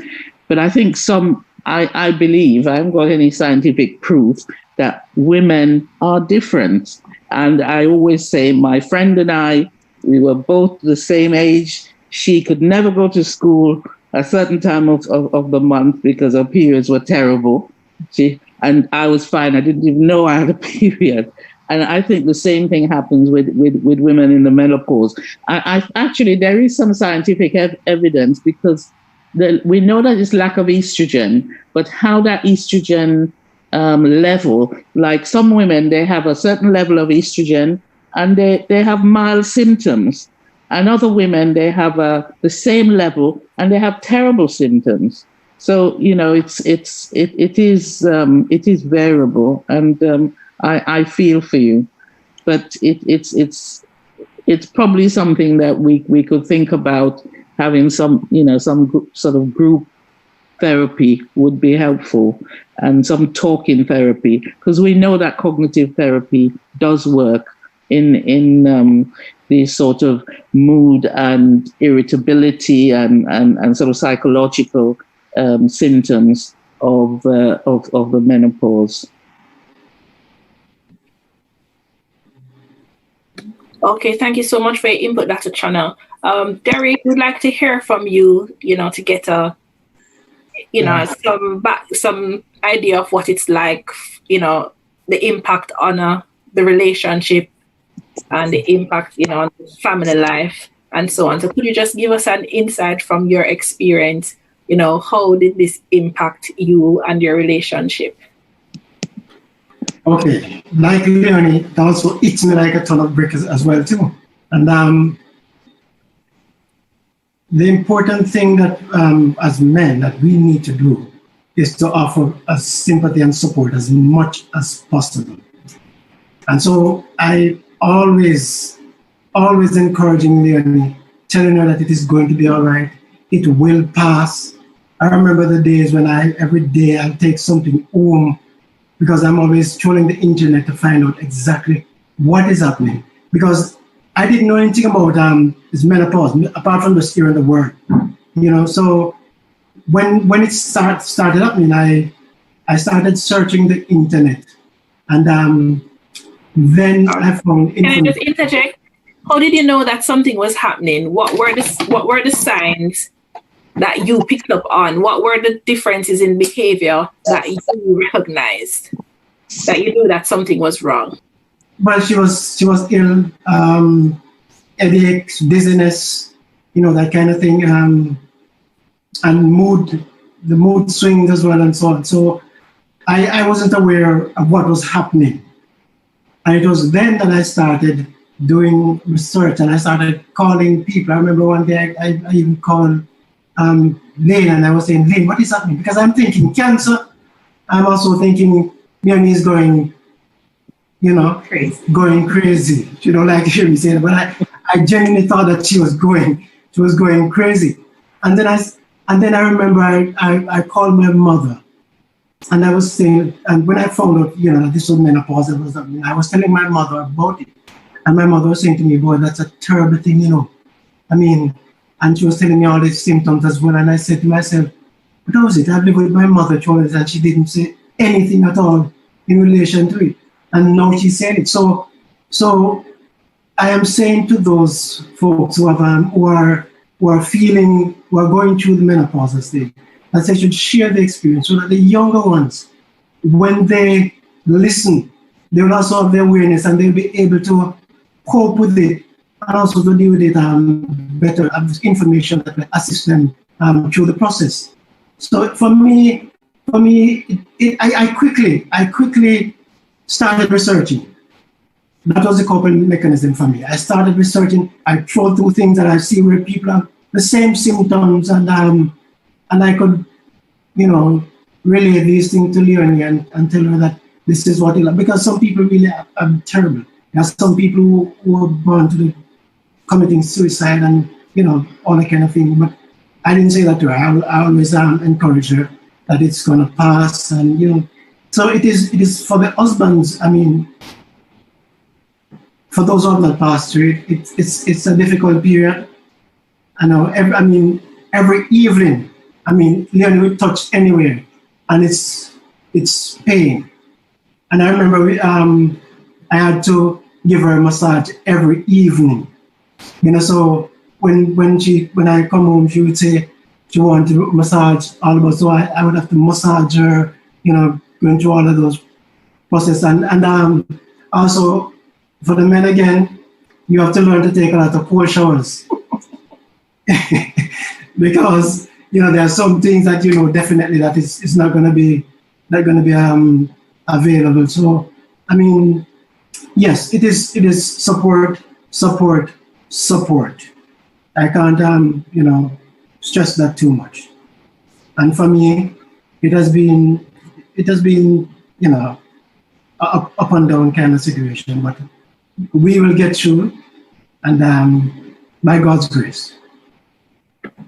Thank you so much, guys. I know there are a number of questions and comments. We will save the questions until all the panelists have shared their story, and we're gonna, for the interest of time, we'll ask that person's comment after everyone has shared. So just keep sending your questions in, and we'll do them at the end after all the panelists have shared their experiences.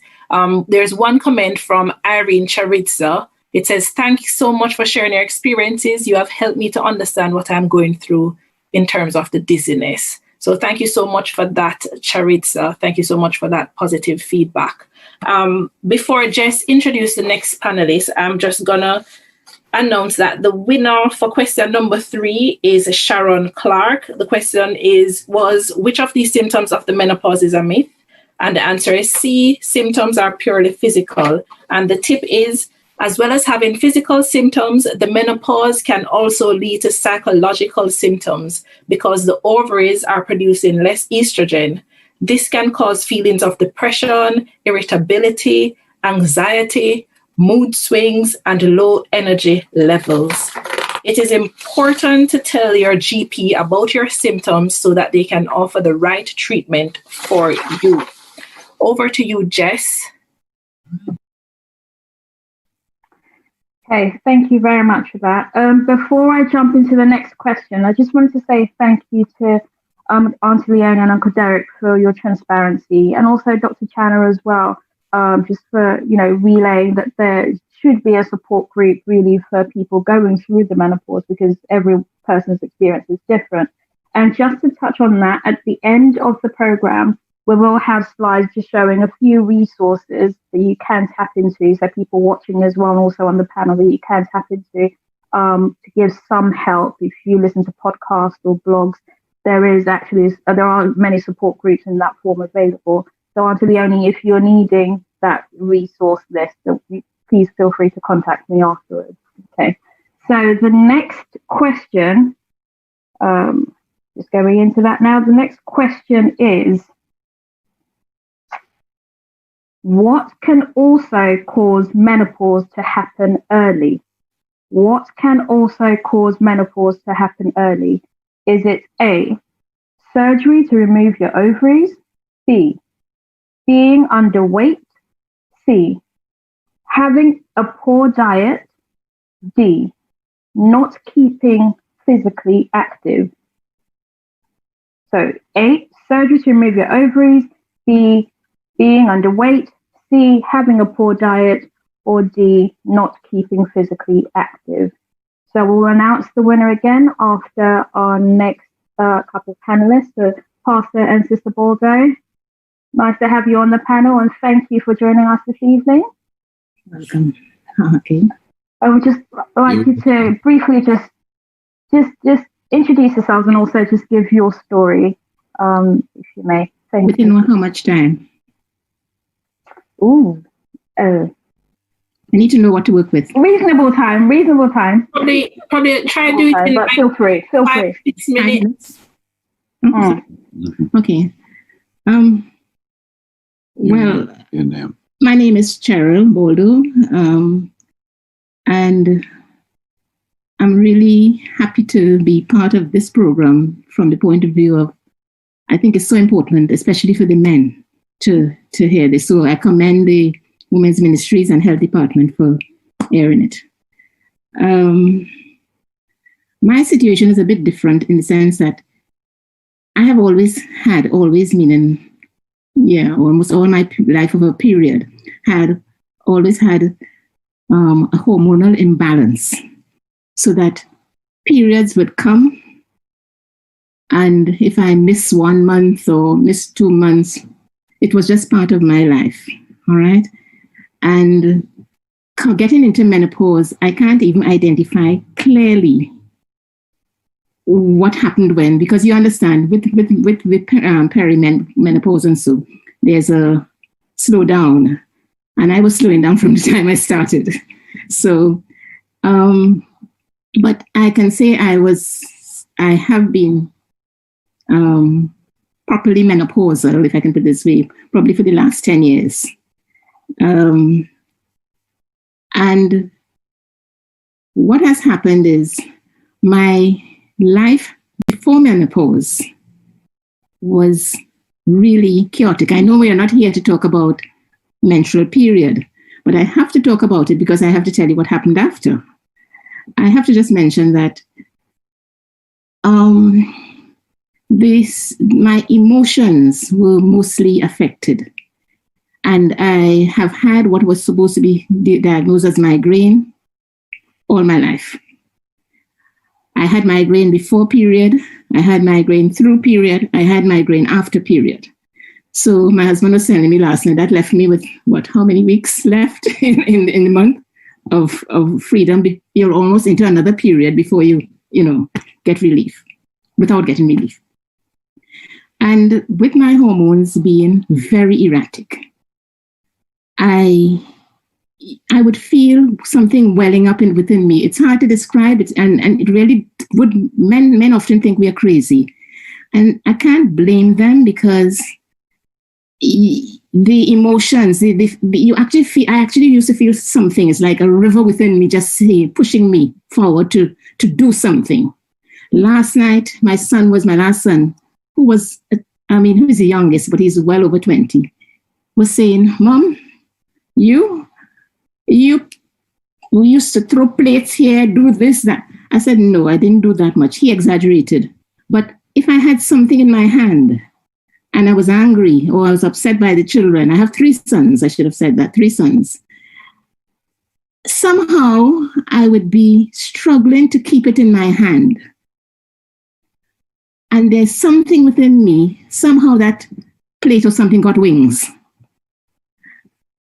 and left my hand. I have to put it that way. And, when we talk about anger, Bible talks about being angry and sinning not. And that same emotion, that same feeling, I don't even want to say emotion, that same feeling within me would be so powerful. But I still somewhere had a little bit of sense to try and avoid letting it come out in front of the children. But then that doesn't always happen.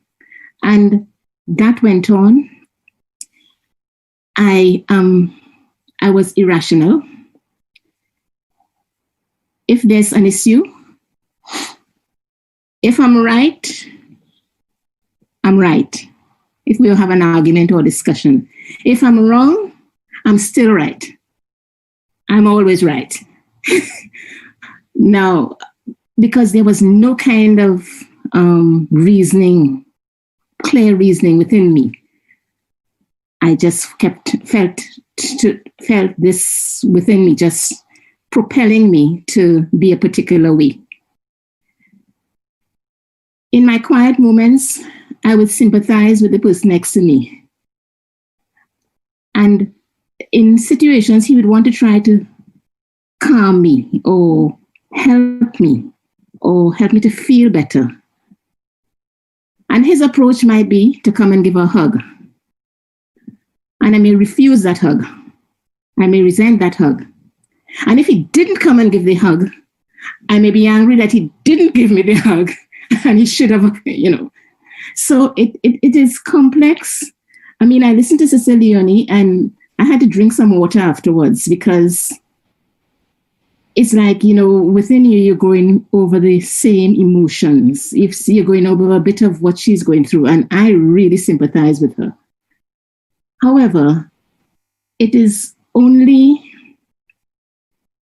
when I want to tell all the men out there who are listening and who one day would have a spouse or have a wife, just in case you're faced with the situation, we are not mentally ill. We may act in strange ways.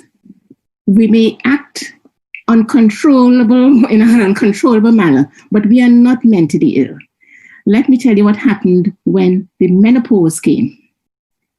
You see, all what I'm telling you about didn't go completely, but I am a different person. Now, I know that's not how it's supposed to happen based on all the science and all what we have just learned.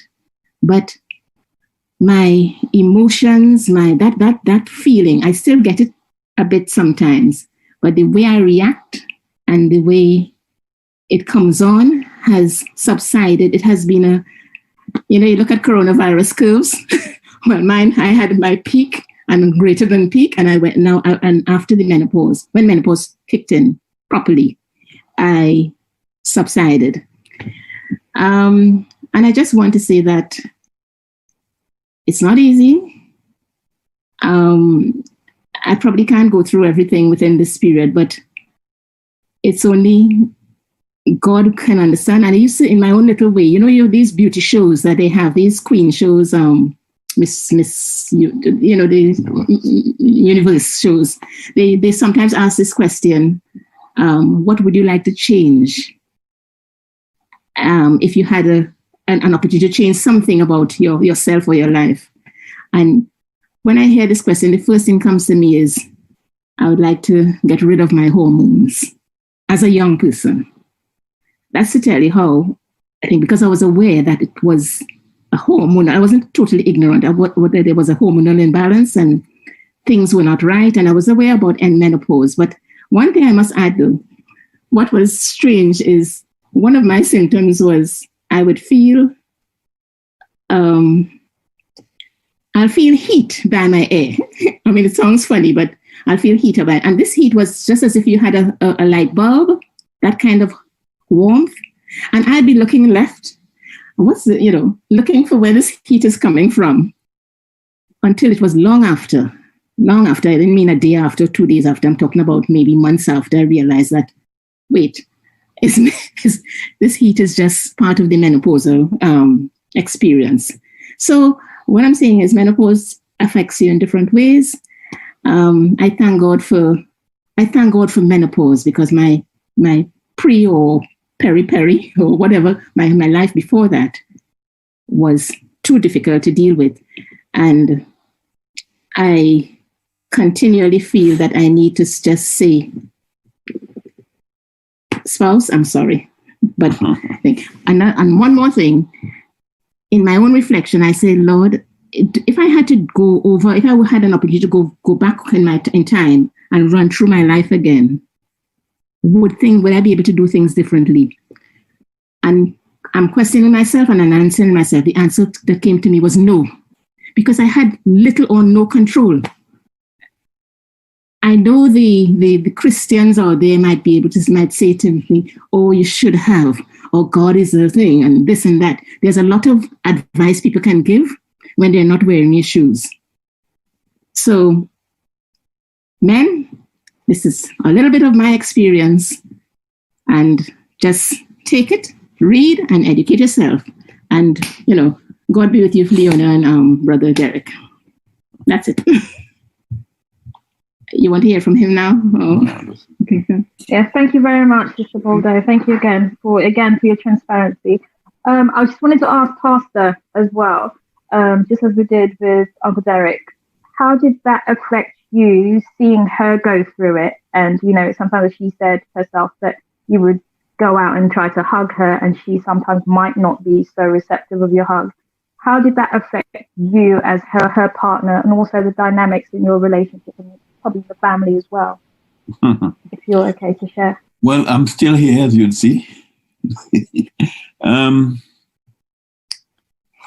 To be honest with you, before menopause came in, I used to be dead scared because, you know, I would read up about menopause, and I want to encourage everybody, men and women, to read up about it because, you know, knowledge is really power.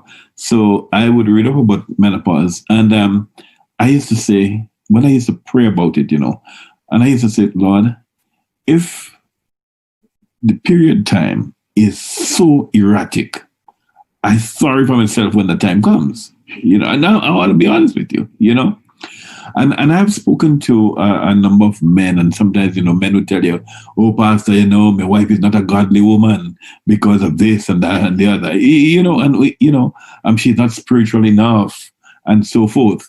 But it's all because of ignorance. I mean, as Derek said, it was just a matter of support. Sometimes they didn't know how to support. You just had to be there. You couldn't say much because there are times when, yes, they support, you know, your gestures would be appreciated. But there are times when anything that you think of doing, you are wrong. You know? Anything that you think of doing, you are just wrong. And I just used to have to take it easy. You know, today I was telling the men, after a prayer and fast, I was encouraging them to tune into this program this evening because I said, listen, you know, I want to be honest with you. If I were not aware of all these things, this could have cost me my marriage, to be honest. It was that bad before. It could have cost me my marriage.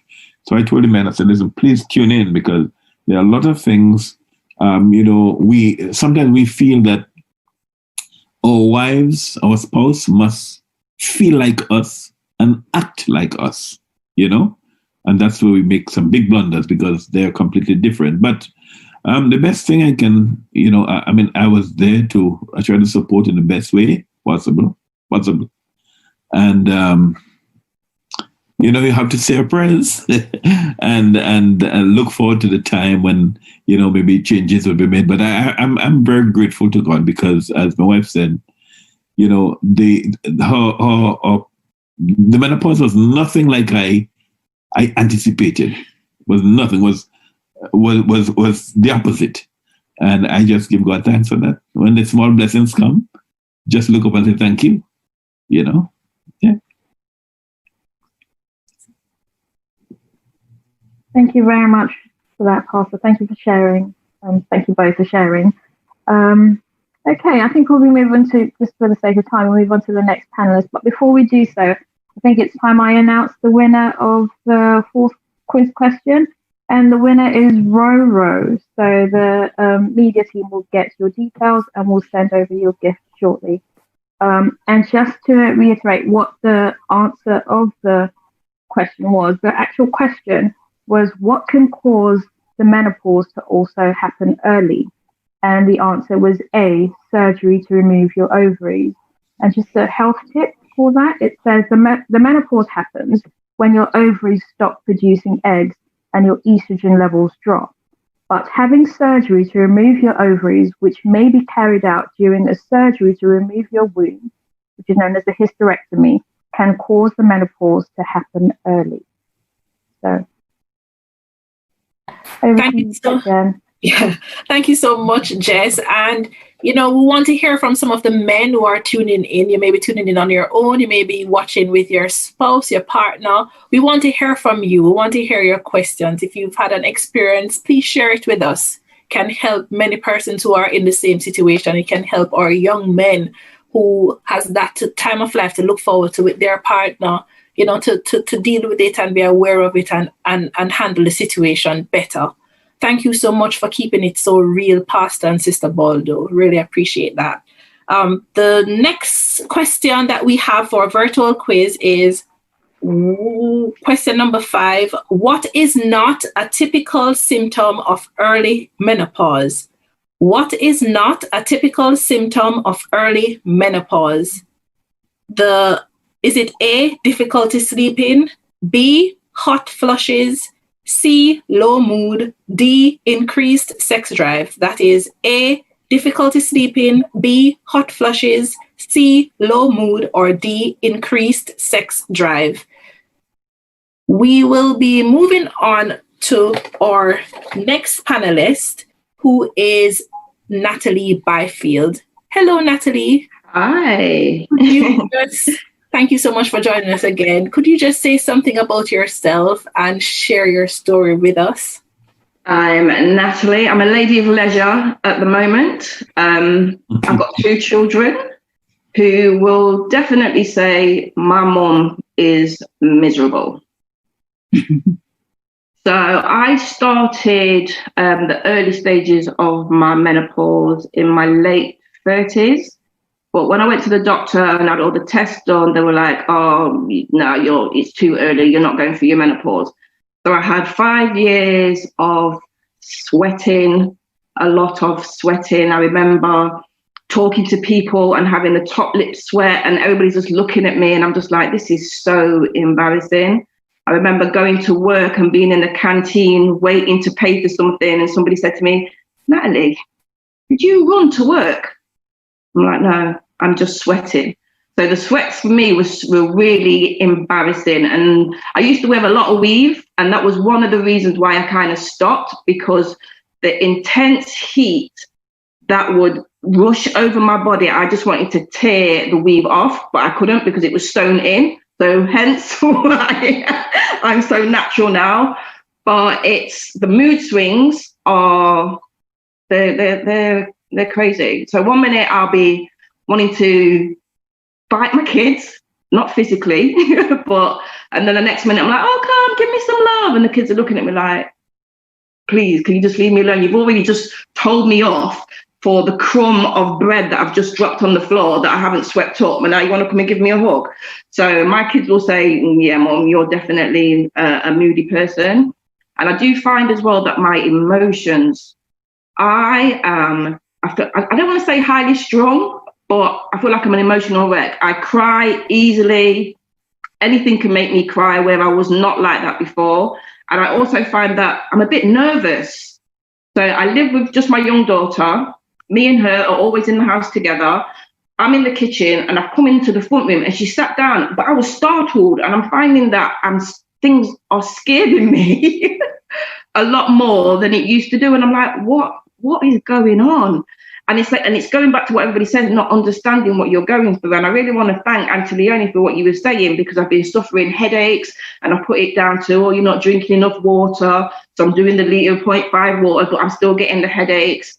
I'm feeling dizzy, but I'm not knowing why. I'm putting it down to, you've got low blood pressure. But yet when I'm having my blood pressure taken, my blood pressure's fine. So it's all that not understanding what you're going through, how long is it going to last? And it is difficult. And I do feel that it's hard to kind of explain to individuals what you're going through, because they don't necessarily have that knowledge or that experience. So this sort of opportunity to have this kind of dialogue is so needed. It is so needed, because my kids don't understand what I'm going through. My granddaughter won't understand what I'm going through. The only person that most probably would understand is my mom, because she went through early menopause as well. And me and my brothers again will say she was miserable. She was impossible to live with. Like, I can't wait to leave. I can't wait to move out. I'm 15. I can't wait to move out, because this woman is impossible. But we didn't have the understanding of what she was going through. And I guess it wasn't a conversation that she kind of had with me either, that this is what you're going to experience. So she didn't really gear me up for that. Or she will say, no, yeah, do you remember how miserable I was? Yeah, but you could have told me of what you experienced. So in my time, I would kind of know what to expect, even though I feel like you can't fully gear yourself for what you're going to experience, because as the panel said, everybody experiences something different. But you know that after your period stops for a year, 2 years, that's it. You're in menopause. So I didn't have any of that information. It was just going through different tests and then them saying, yeah, you are menopausal. And what I find now is, we was talking about I think Dr. Baptiste was mentioning about your bones. So I've got my shoulders are what they call are eroding. So the bones in my shoulders are wearing thin. So I think they called it an entrapment. So the nerve is getting stuck between the bones. And with me, I love to carry weight. And then I wonder like, I'm in so much pain. I'm in so much pain. So it's not nice. And I used to think when I was young, I can't wait till I don't have my periods anymore. It's going to be wonderful. No one prepares you. No one prepares you for what is about to come. The sweats, the night sweats, you're hot, you're cold, you're hot, you're cold. You've got to open the window. You've got to close the window. I get about, on a good day, I get about 6 hours sleep. On a bad day, I get about 4 hours because I'm literally hot, cold, window open, window closed, window open, window closed. And it's a nightmare.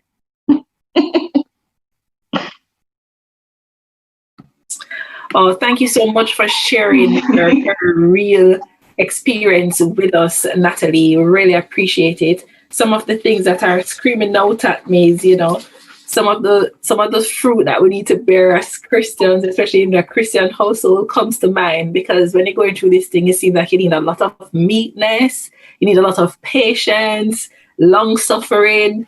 After a time when those fruit, get fit and ready because of the challenges that you'll experience from that experience. We continue to send us your questions. We would love to hear from some of the men who are joining us.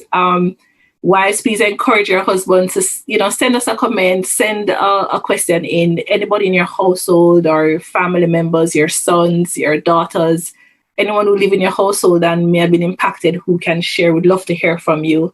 Thank you so much. We have some other... we have to announce the winner for question number 5. The winner is Joan Thompson. That is Joan Thompson. The question was, what is not a typical symptom of early menopause? And the answer is D, increased sex drive.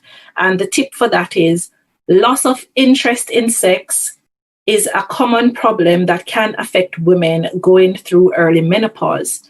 If you think that it is affecting your relationship, speak to your GP, who may be able to offer some helpful advice. And I'm sure earlier in the presentation, I know Dr. Baptiste did mention a number of things that doctors tend to recommend. But please speak to your GP. I will hand over to Jess now, who will give you the next question, and then she will introduce the next panelist. Thank you. Jess?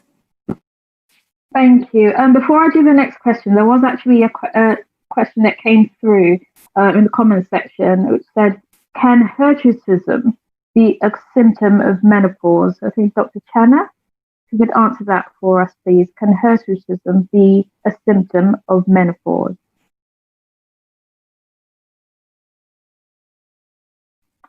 Your mic is muted, Dr. Channer. Hirsutism is linked to hormonal dysfunction, ovarian hormonal dysfunction. It's not particularly, it's not something we see in the menopause, but you may see it in people with polycystic ovary syndrome and with probably with premature ovarian insufficiency. You might also see it there, but it's not common in menopause. So you may get it in the premenopausal time more frequently than you would in the menopause. Okay, thank you very much for that. So we'll move on to question 6. Which of these self-help activities is most likely to help you deal with hot flushes? Which of these self-help activities is most likely to help you deal with hot flushes? Is it A, keeping cool, B, eating spicy food, D, dressing warmly, or D, having a hot drink. So that's A, keeping cool, B, eating spicy food, C, dressing warmly, or D, having a hot drink. So we'll just give you time to answer that question, and we'll wait on the media team to give us a response. But in the meantime, we'll just go over to Alicia, who would kindly read us out some testimonies of people who gave their stories but would like to remain anonymous. Thank you. Thanks, Jess, and for the prior testimonials. I'm not going to lie. I do feel a little bit traumatized. I don't know if the additional information helped. It did, but whereas I must say I didn't think about it at all, and maybe it was because I thought menopause was literally, I'm probably a bit slow, but literally I thought it was just no periods and hot flashes, and that was it. I didn't know, and mood swings. But all the other stuff, yeah, I'm already miserable. So I guess, woe to the man that shall marry me. Anyway, without further ado, I've got a few testimonials here that I'm just going to share. I hope everyone's hearing me clearly. So the first one, it goes, August 2013, at 30 years old, menopause was the last thing on my mind. I have extensive type 4 endometriosis affecting multiple organs and with multiple complications. After many complex failed treatments and surgical procedures, I was left with no option but to take injections that will block my natural hormones and enter medically induced menopause. This was supposed to be a temporary measure to allow my body a few months where my endometriosis could settle down enough to allow me to have the surgery I needed, but for various reasons ended up being a year-long struggle. Despite being a doctor, I did not really appreciate the magnitude of what was about to happen. I knew that medically it was something I needed, but I didn't really think it would be that bad. I had been suffering so much that anything that promised a period of time with no periods and less pain seemed like a good idea.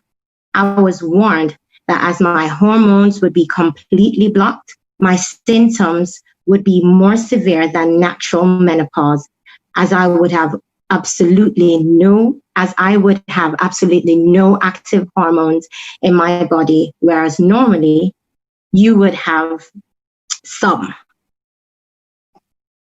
I was also warned that it would be quite a dramatic and sudden change rather than a gradually one, which would happen naturally. But despite that, I thought it would just be a few hot flushes and I would be fine and didn't give it much more thought. Well, I was wrong. It was awful. I don't say that to be dramatic. It was honestly awful, to the extent that years later, when I was told I would need to go through it again to prepare for another surgery, I refused and decided to continue in a high-risk state with chronic, sometimes debilitating pain rather than go through it again. The hot flashes started almost immediately. At first, I thought it was placebo and I was imagining it. But then after a few days of being woken up from sleep, as I suddenly felt like I have fever, but only on the inside, throwing the sheets off, going back to sleep, and then being woken again when the flash suddenly ended and I was cold again, I realized that it had started. Apart from the hot flushes, the other symptoms were much more insidious in onset. They started gradually, so much so I did not notice at first. I found I had become more sensitive and tearful. I had really low mood, which is strange for me, and just felt really tired. My skin changed, My body shape changed. I gained so much weight, it was almost scary. Something just felt off. It's hard to describe, but I just felt generally awful and couldn't put my finger on why. I'm not really doing a good job of explaining just how awful I felt. I don't really have the words. It was like nothing else I had ever experienced. I felt like I was turning into an old woman, and there was nothing I could do to stop it. But I wasn't old. I was 30. I was even put on HRT, which is the hormonal replacement therapy, to try and add back some hormones and minimize symptoms. But despite that, it was still bad. The thing I was least prepared for was my hair falling out. No one talks about that. I know some people say their hair can thin, but mine was literally falling out in clumps to the point that after a few weeks, I had almost no hair at the back of my head. There was literally just fuzz and scalp. Luckily, God is good and spared the hair at the front around my hairline, so I could just tie it back to cover the underneath mess. So there I was, 30 years old, with a body that I didn't recognize, a wardrobe full of clothes that no longer fit, no hair, teenage spotty skin, low mood, tired, generally feeling awful, and to top it all off, the treatment didn't seem to be helping the thing it was designed to do. And so I was still suffering with the complications of my endometriosis. Being a single woman in her 30s has challenges on its own. I have an illness that compromises my fertility, but dealing with menopause as well was hard to handle. It genuinely affected how I felt about myself and any future relationships. I was lucky in a way, as I knew that this was just a temporary thing, but that didn't make it any easier at the time. And even now that I'm no longer having the injections, I do still have to take medication to suppress my hormones, and so still have some symptoms, though now much milder. My hair has grown back, thankfully, but is much thinner, and my body has not returned to normal. I still don't feel like myself at times, and sometimes worry about the fact that one day I will have to go through all of this again, but at least that time it will not be as severe. Mm-hmm. Prior to this happening to me, menopause had not really crossed my mind. Okay. I knew it would happen one day, but other than that, hadn't given it much thought, as I thought it was years away. I vaguely remember family members going through it, but they didn't really talk about it.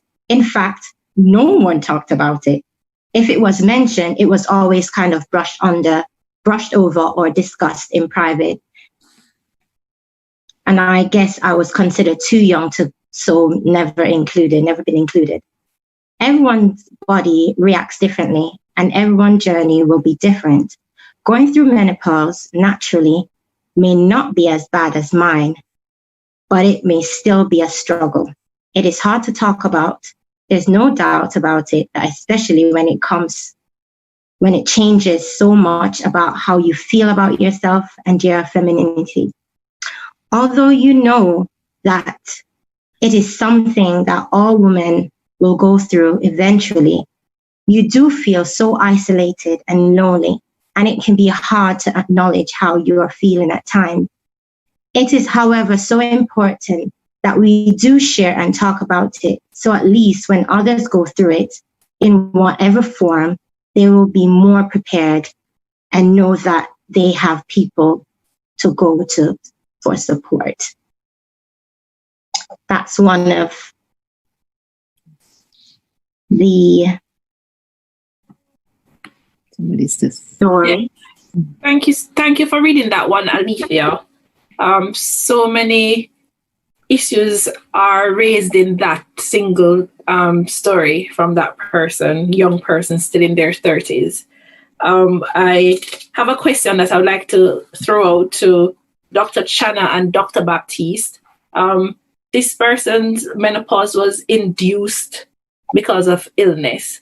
Are there other common illnesses which may result in an induction of menopause? The doctor recommend an induction of menopause because of, certain illnesses. Are you able to share what some of those with us? And is hair loss a common symptom associated with menopause? So, can you hear me? Okay, all right. So essentially, a patient or woman can have early menopause for various reasons. Some it's just hereditary. So your mother or somebody in your family has a history of it. It can be hereditary. But in terms of physician-induced, what comes to mind is if there's a need to remove the ovaries, let's say, there is a suspicion of cancer, or there is a cyst or endometriosis, severe endometriosis, or there is just what we call risk reduction surgery if there's like a genetic factor involved in causing you to be predisposed to cancer. Your ovaries may be removed, and that would automatically put you into menopause. Also, on the same line of malignancy, patients may be referred for chemotherapy and radiation or radiotherapy, and that could unfortunately as well alter your ovarian function. So any treatment or any management, I would say, that is aimed to help one condition, but unfortunately would affect ovarian function, such as surgery, chemotherapy, radiotherapy, this can contribute to early menopause, in addition to hereditary factors. There are some medicines as well that can suppress your, what we call your hypothalamic pituitary axis, and anything that can suppress estrogen production. Any medicines that can do that. Sometimes people have brain injuries as well that affect that particular portion of their brain or aspect of their brain that regulates the whole menstrual cycle. Some people have tumors, depending on where the tumor is located, depending on where you may have had an infarction or stroke. All these ailments can contribute to premature menopause. In terms of hair falling out or hair thinning, as I had mentioned in the presentation, there are estrogen receptors all over the body, inclusive of the skin. So estrogen as well would contribute to a full, thick head of hair. So the older you get, the more likely that your hair will fall out. And then you remember I mentioned there's a spectrum. Some people may have mild symptoms, some may have very severe symptoms. So if unfortunately you fall on the spectrum of having very severe skin conditions, that may contribute to your hair falling out in copious measures. I hope that answers the question. Yes, thank you. Thank you so much for providing more clarity and information on that. Alita, you want to move on to the next story? Yeah.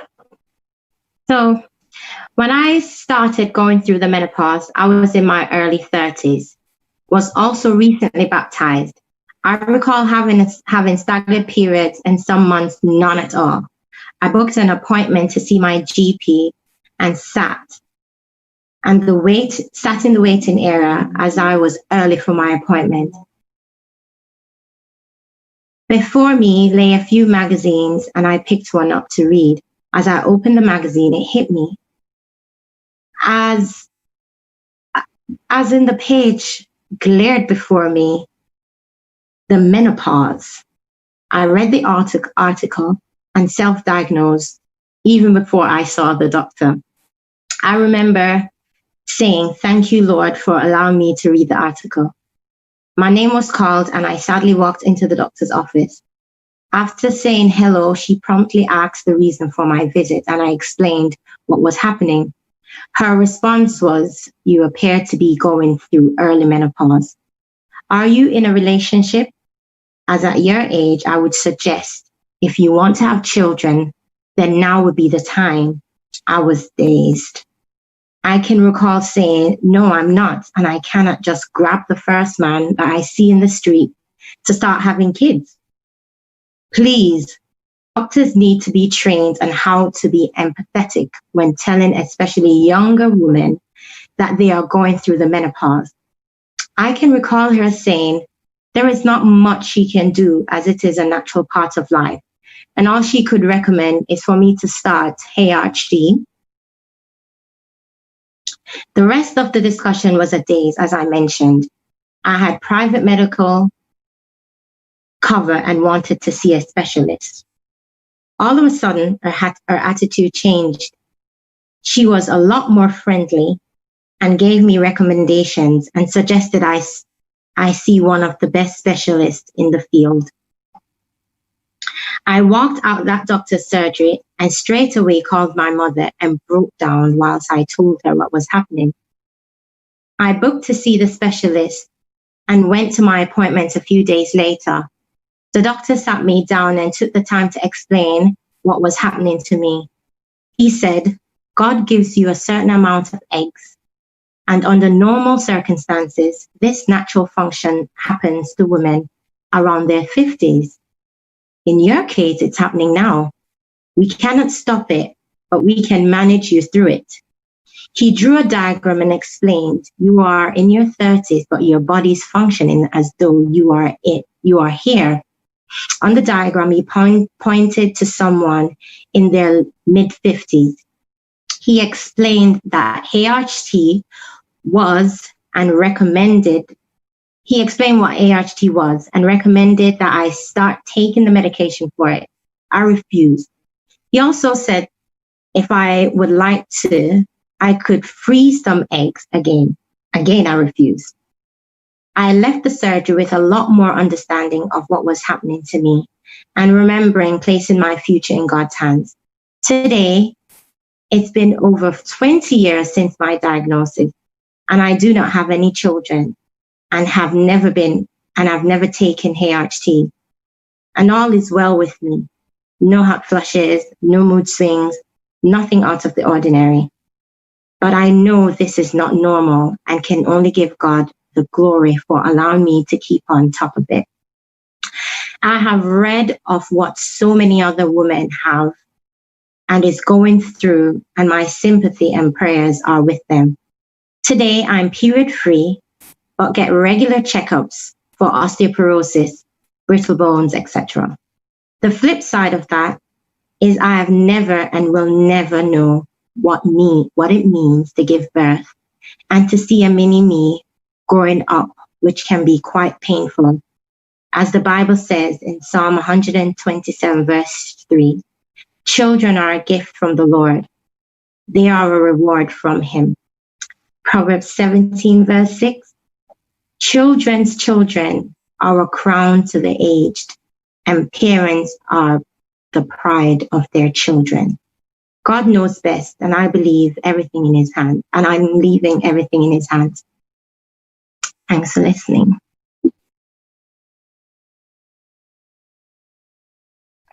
Thank you very much, Alicia, for sharing that. And thank you to the two people who gave their stories, although they gave it anonymously. We thank you for sharing and being transparent as well. Just a question to the doctors, just going off of the last testimony about bone protection. Is that something we offer routinely for people going through the menopause, given that there's bone resolution or revolving rather than production through menopause?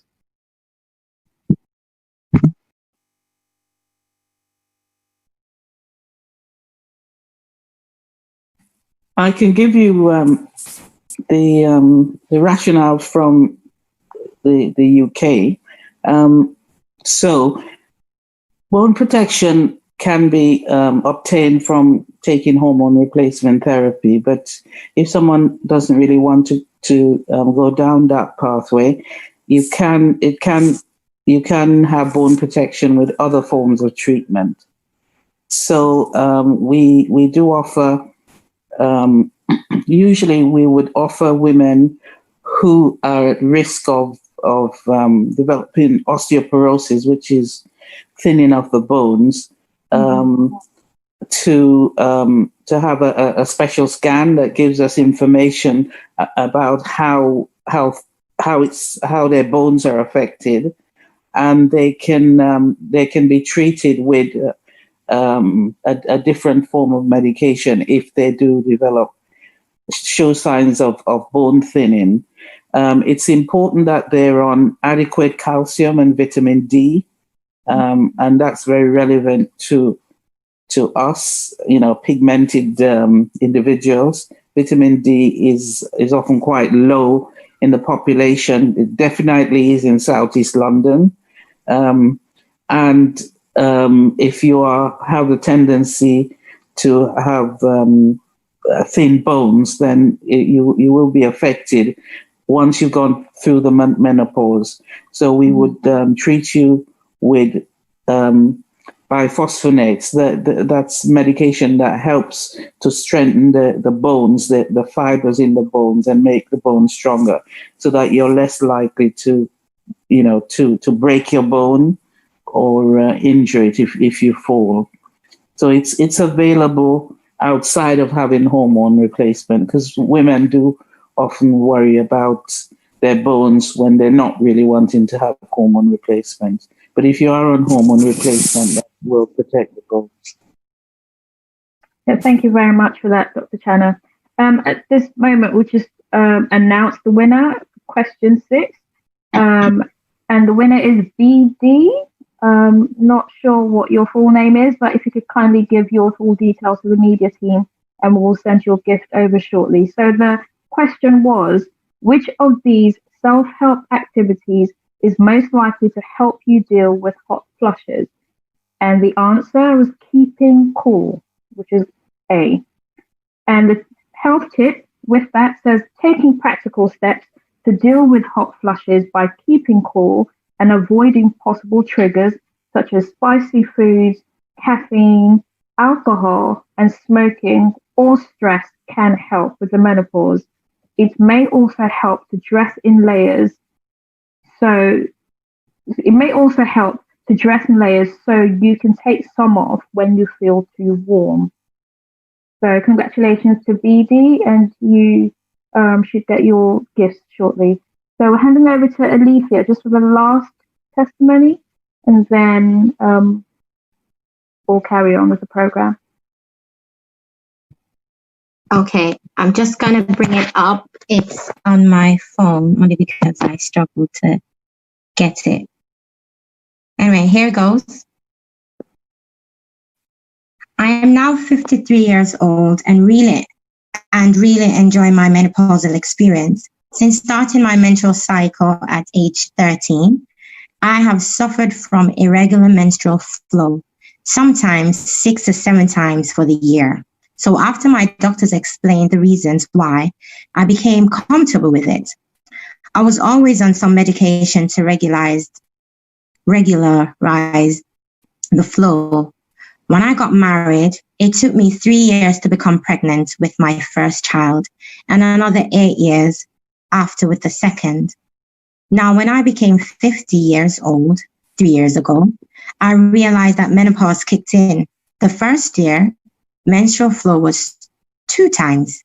Second year, 1 time full flow along with spotting every month. Then it disappeared. Thank God for 2 years now. I'm completely free of menstruation.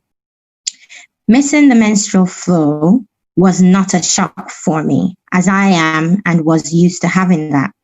The hot flushes or sweats didn't bother me, as I have been through this with my over 20 years of diabetic condition. I knew it was coming, so I prepared myself, first with prayers, then I rearranged my diet, eating more vegetables and fruits. I used a lot more olive oil by adding it to my drinking water. Simple exercises, doing things that I love. I took my mind off it. Most times, I don't even remember that I'm actually going through it. Thank God, 3 years now, and I'm loving this experience.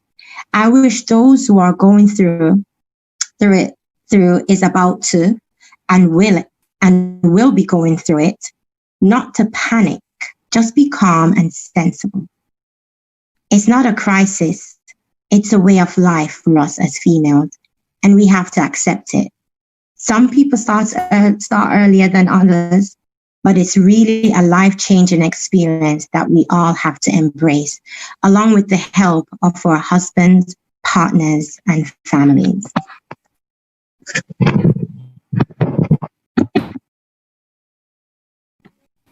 Oh, thank you so much, Alethea. We will be moving shortly into our question and answer segment. So those of you who have questions for any of our panelists or for Dr. Channer or Dr. Baptiste, you can please send them through to us so that we can get them addressed. Before I go into the first question, I'll ask Jess to just read the last question for the virtual quiz. Sure, I'm just pulling it up.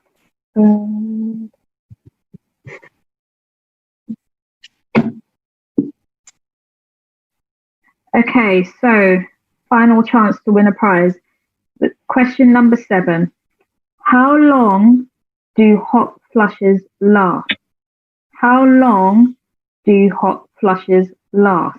Is it A, no more than 2 seconds, B, up to a minute, C, several minutes, or D, a few hours?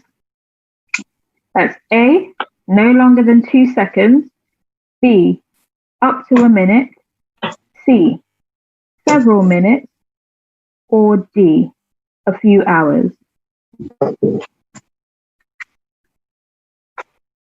So, thanks, Jay.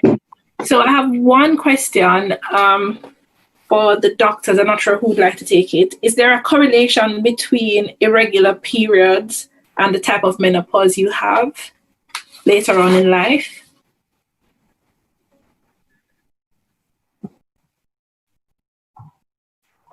No, I do not think there is a correlation. The thing is, as I was listening to our dear pastor wife, as I was listening to her testimony, I can recognize that there is a correlation or overlap of symptoms. So what my dear friend would have described is something that we are very familiar with as gynecologists. In our premenopausal population, we call it either premenstrual dysphoric disorder, and the symptoms are very similar to the symptoms in a menopausal patient. But having gone through irregularities or hormone imbalance in your premenopausal stages, that is not an indication of what menopause will be like. It varies for individuals. I would say that in my experience, I've really seen people who have gone through this premenstrual dysphoric disorder or severe premenstrual syndrome. Those who've gone through having bad symptoms in that time frame, they seem to do much better in menopause. That has been my experience in terms of menopausal symptoms. There's no evidence-based research or literature I can bring to you to confirm that, but one is not directly related to the other. That's what I'll say. Okay. Thank you for that, Dr. Baptiste. Thank you for that response. I think we're opening the floor up now to the panelists as well. If they had any burning questions they would like to ask Dr. Baptiste or Dr. Channer. Natalie, I believe you have a question. I have two. Okay. So the first one is tinnitus. I can't even say it. Tinnitus. Is that how you say it? Is that related to menopause? Because I am experiencing ringing in the ears like no one's business, and it's quite frustrating. And then my second question is, what foods should we avoid during menopause? Okay, yes, tinnitus, that's how I pronounce it. That is usually associated primarily with the sweating and the hot flushes. We would see patients experiencing that from time to time. It can be an indication, as Dr. Channer was alluding to.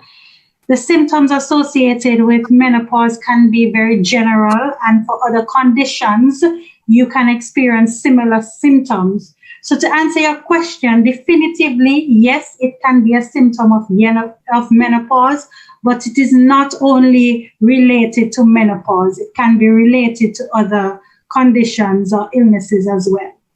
And in terms of what foods to avoid, I would say, essentially, if you're primarily experiencing hot flushes, avoid hot foods, like overly hot foods. So spicy foods like hot chocolate, teas, hot soup, those would just contribute to making you miserable. Also, processed food, fatty foods, anything that would contribute to worsening or deteriorating your overall health, avoid those foods as well.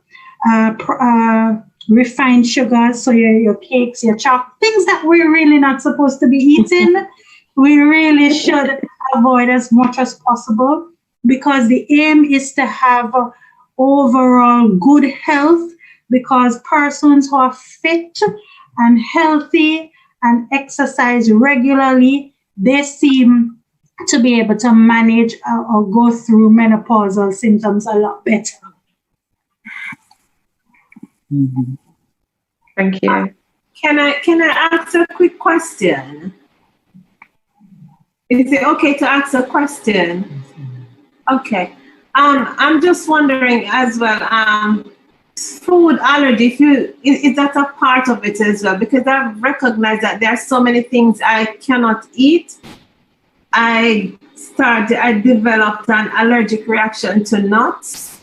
So I cannot have any nuts at all, or else I feel as if my whole throat is swelling up, and I start having palpitations. So I'm avoiding nuts like crazy, and wheat as well. Anything with wheat in there, just giving me a real hard time. So it's like I don't even know what to eat anymore to try to lessen some of the symptoms. So is this something that we develop as well during the menopause? I cannot definitively say it is associated with menopause. However, I can say that patients tolerate things differently. Just like when you're pregnant and you may be able to enjoy a particular food, but then the next day you just don't want it because of the fluctuation in hormones. You have cravings, or you have an appetite for something, or you don't have an appetite for something. We can draw the same scenario to menopause. It's just a very erratic time. One moment you actually may eat a lot, the next moment you don't want to eat what you're accustomed to eating. So I won't necessarily say it will happen, but it can happen. And if that is your case, it may be related. It may not be related as well, but the patient or the woman will have to make the decision to determine the association. If you see that it's only been happening during this time, during the menopause time, and then you realize it gets better as you're transitioning out of the menopausal symptom stage, then we can reflectively look back and say, yes, it may have been a contribution because of menopause. Mm-hmm.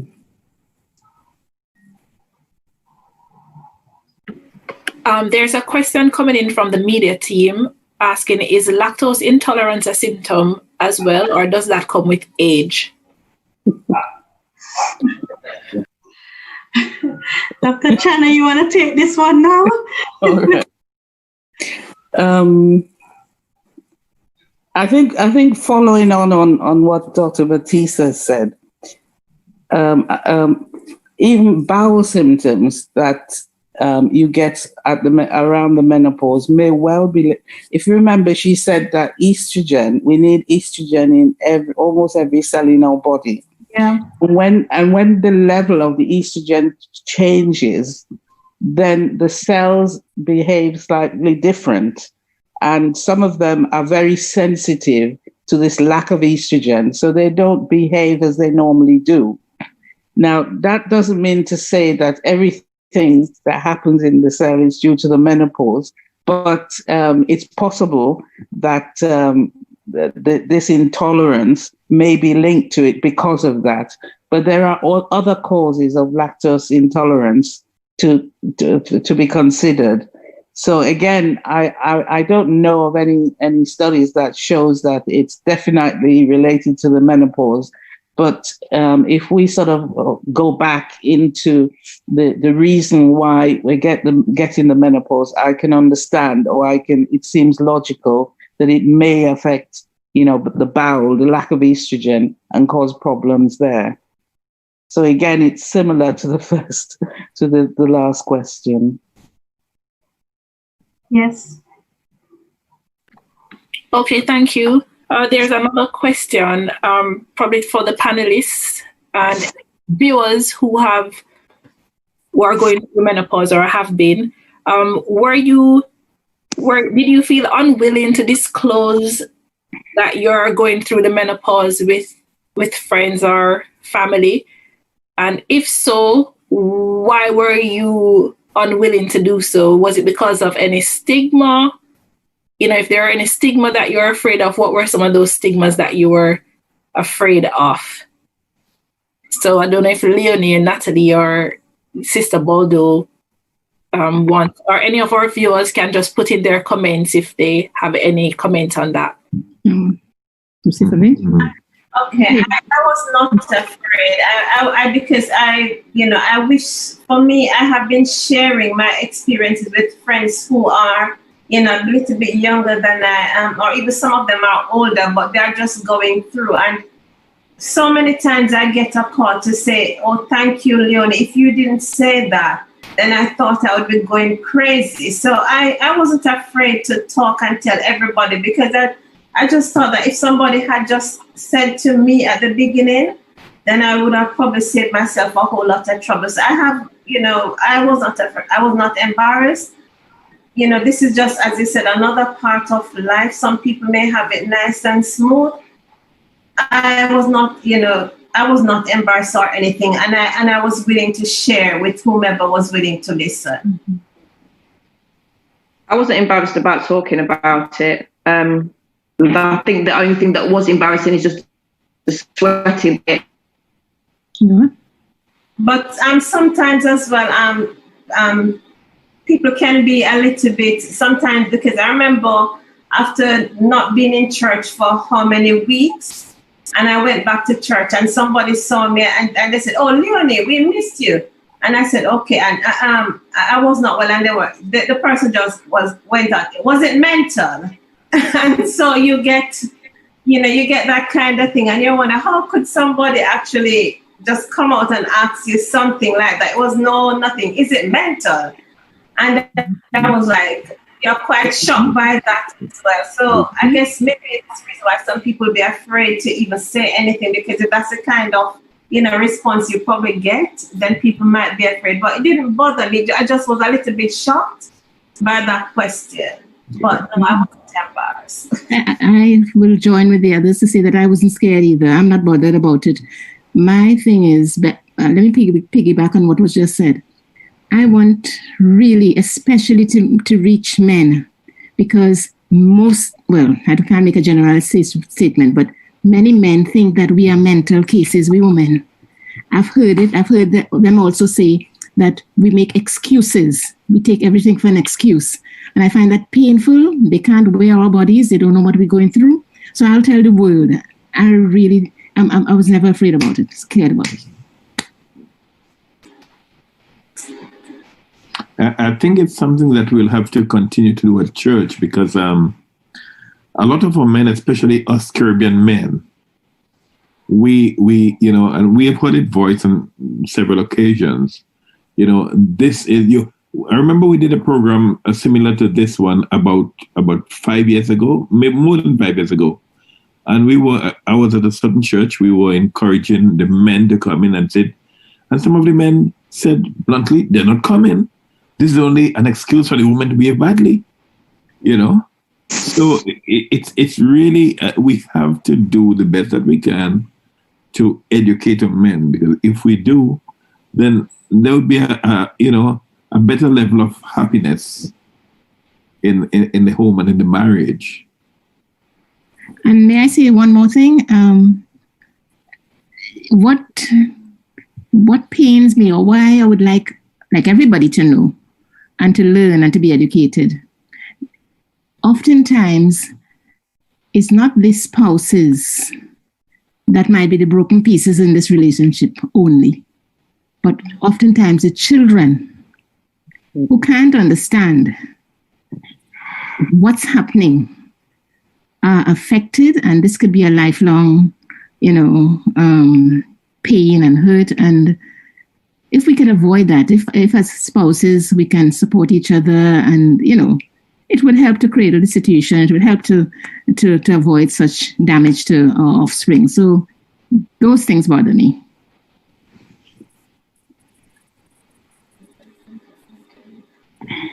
Okay, thank you very much for that. I think we have a couple more questions actually rolling through now. One question was, and this is to the doctors, surely ethnicity and DNA plays a role in your menopause experience. That was one of the sort of questions / comments. And another question was, if your cortisol level is high, does it have an adverse effect on the menopause symptoms? I know we're getting a bit scientific here. In answering the cortisol question, it's very difficult to answer questions like that with just one part of the equation. Sometimes we need to take multiple pieces and put it together, and then we can solve the puzzle. So I'm a bit reluctant to just answer that. There's not a clear-cut answer for that question. We both, Dr. Channer and myself, I'm sure she'll agree with me, we'll need more information. We need to understand the history. We need to just piece it a bit more together to be able to answer such a question. Okay, I appreciate that. I think it needs more context into what role cortisol would play in this situation. So another question, and I hope the person who asked that understands that. Maybe they could ask their GP as well if they weren't satisfied with the answer. But another question that's come through, actually from a man, Lane Robinson has asked, how did employers respond to you when you were going through your acute symptoms of menopause? That's a very good question. But how did your employers respond?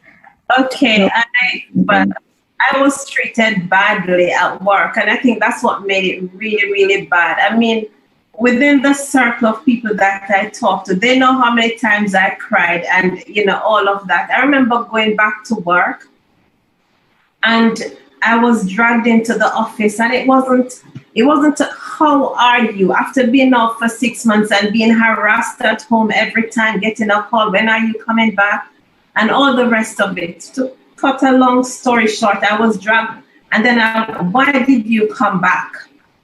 You're not well. What if we had to call the ambulance? Because 2 times when I was at work, the ambulance had to be called, and I was rushed to the hospital.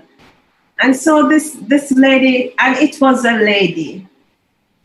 Looking back now, she didn't want to have me on board to say, I'm going to be ill and they will have to call the ambulance. And she felt that as a manager, she would have to call the ambulance. And in no case before was she the person who did it. So she had that, she didn't, and she went as far as to say that she didn't know why I came back to work. I have never done her anything. And so when I went back to work again, trying just to cope, I had that added pressure on me from a manager who was very, very insensitive. And I remember I was called up because I had triggered my leave, 3 absences. And so I was called in for a meeting with HR and everybody. And I remember going in the meeting, I had my union rep, because the first time when they called me, I just went in thinking that everybody would have been so empathic and sympathetic and everything. But it was like they were out for blood, and I just didn't know what I walked into. So this time I got my union rep, and we went in, and oh my God, 2 women, they threw me underneath the bus. I sat there and I cried my eyes out. And I remember these were 2 Black women, and my representative was a white man. And when he came out, he just said, wow, and 2 women. That's all he said. And you know what? I know there's a God, because I remember there were days when I would leave, just get out of the classroom as soon as I break, and I would go into the park and I would call Derek and I would cry, and I said, I can't do this. I'm coming home. I just can't do this there. And he would say, Leonie, you can. Just believe that you can. God is going to take you through. And that was how I got through. I cut my days down from work. Like I used to work 5. I went down to like 2.5 days. We needed the money, but I needed my health and I needed sanity. And so I cut it down. And even when I decided to go back full time, being in the organization, I was now there for 10 years and everybody knew how I worked. And when I even decided that I was feeling much better and I wanted to go back full time, I was told, I don't think you should come back because you just stayed off. And when all the hard work was done and you just want to come back for the money. And yes, I got all of that. I got all of that at work and that sort of thing. But you know what? There were days when I felt like I would fall over in front of the children, like I'd be sitting and I would be shaking and my body would be in pain. And I would just pray and I'd say, God, you can take me through this. And I used to teach for 1.5 hours or 3 hours lesson. I'm telling you, as God is faithful, I would stand in front of those kids. And once I stood there, I was fine. And I would teach my lesson and I would be finished. But the minute I'm finished, I'm just done. I'm just done. So I was treated really, really badly. But God just kept me through. That's all I can say. Nothing else but the grace of God.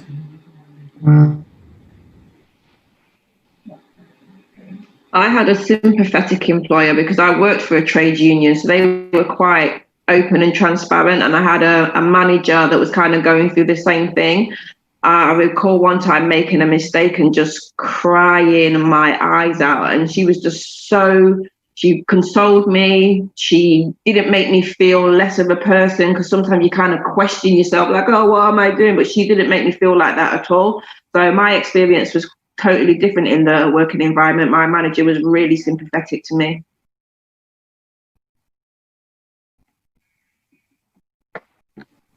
Thank you. We have a question here about, does having polycystic ovarian syndrome have an effect on menopause? And there's another question about if the menopause can happen twice, more than once. So I guess Dr. Channer or Dr. Baptiste will take those questions.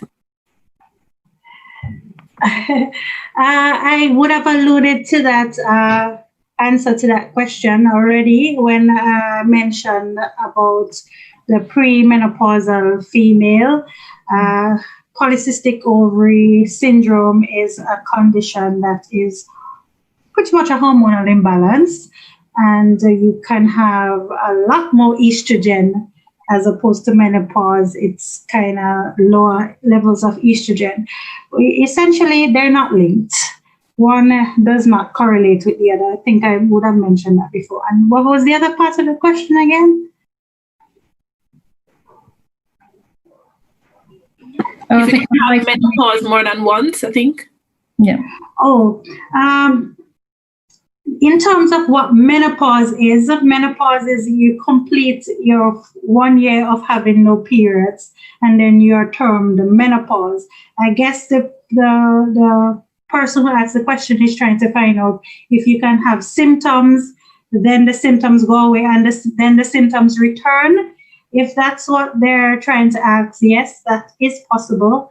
Some patients, and the literature also reports that as well. You can have a period of having menopausal symptoms, then they seem to subside without even medicine or hormonal replacement therapy, and then it recurs again. That can happen, but usually would not be worse than before. Also, you may have been prescribed a medicine and then the symptoms resolve, and then when you come off your medicine, then symptoms can recur or come back again. Thank you very much, Dr. Baptiste. Okay, I've got a question from a man, it seems here. It says, do men go through something similar like women go through the menopause?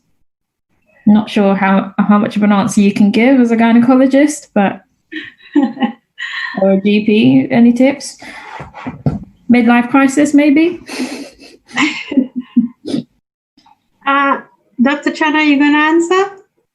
Yes, because this in our home. This is my husband insists that he's been through the menopause, or he's going through the menopause, and he's got the male menopause. And I keep telling him that that's not possible, because to have the menopause is a reduction in estrogen, and it doesn't make sense. But I think that they may have a sort of psychological menopause, in the sense that they may have symptoms while their spouse is going through similar problems, that they may have. It's like a phantom pregnancy. It's a phantom menopause, but I can't explain it physiologically, so I'll leave it to you. Okay, I think what I could say is to answer the question, if there's something similar, there's a phenomenon known as andropause. So andropause is where there's a decline now in your testosterone levels, which is the dominant hormone that is found in males. So testosterone is what would give them, their bulkiness, their muscles, their full head of hair, their deep voice, what else? Their sex drive, that is all testosterone. And as you age, testosterone levels do decline. So when they start declining now, I guess some people may say it's almost on par with the female menopause, but the term we use is andropause. There's a pause in androgens, which testosterone is the predominant hormone there. Okay, thank you very much for that answer. I think we've got one question here. It says, can genetic predisposition impact the therapeutic outcomes of HRT? Can genetic predispositions impact the therapeutic outcomes of HRT? Very technical.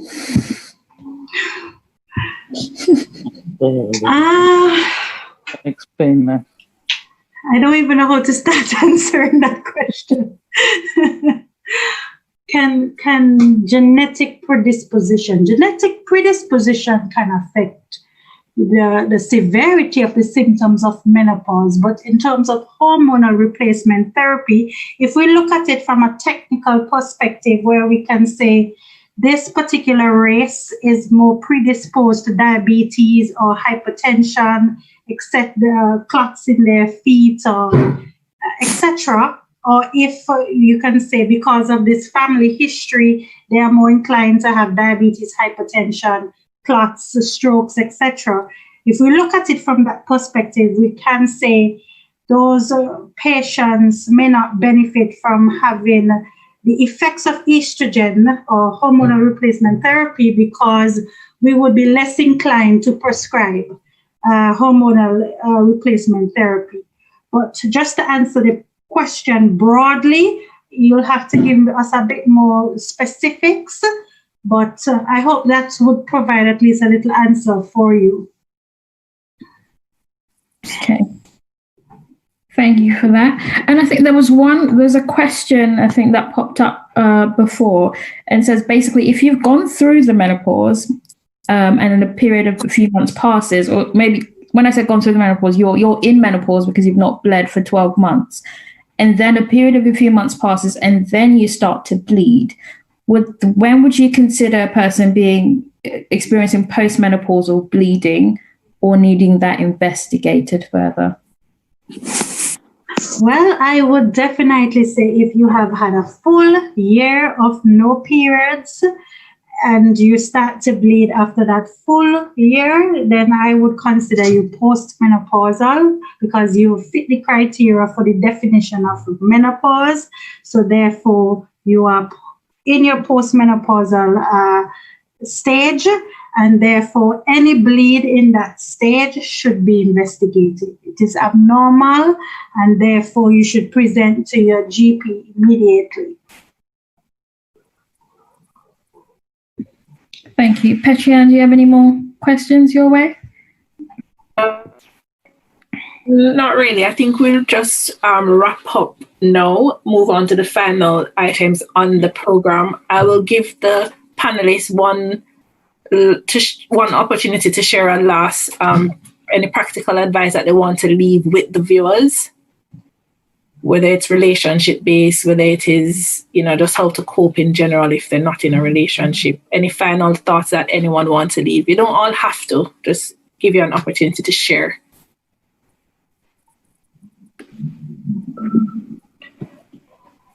I'm trying not to be repetitive here, but what I would just like to leave with us is, it was mentioned before, support is important. You're not alone. There's help out there, whether it's from, your GP, your gynecologist, or just support groups. You're entitled to feel what you feel. Nobody should ever dictate to you what to feel. Feelings are very important, and I encourage women to be expressive about how they feel.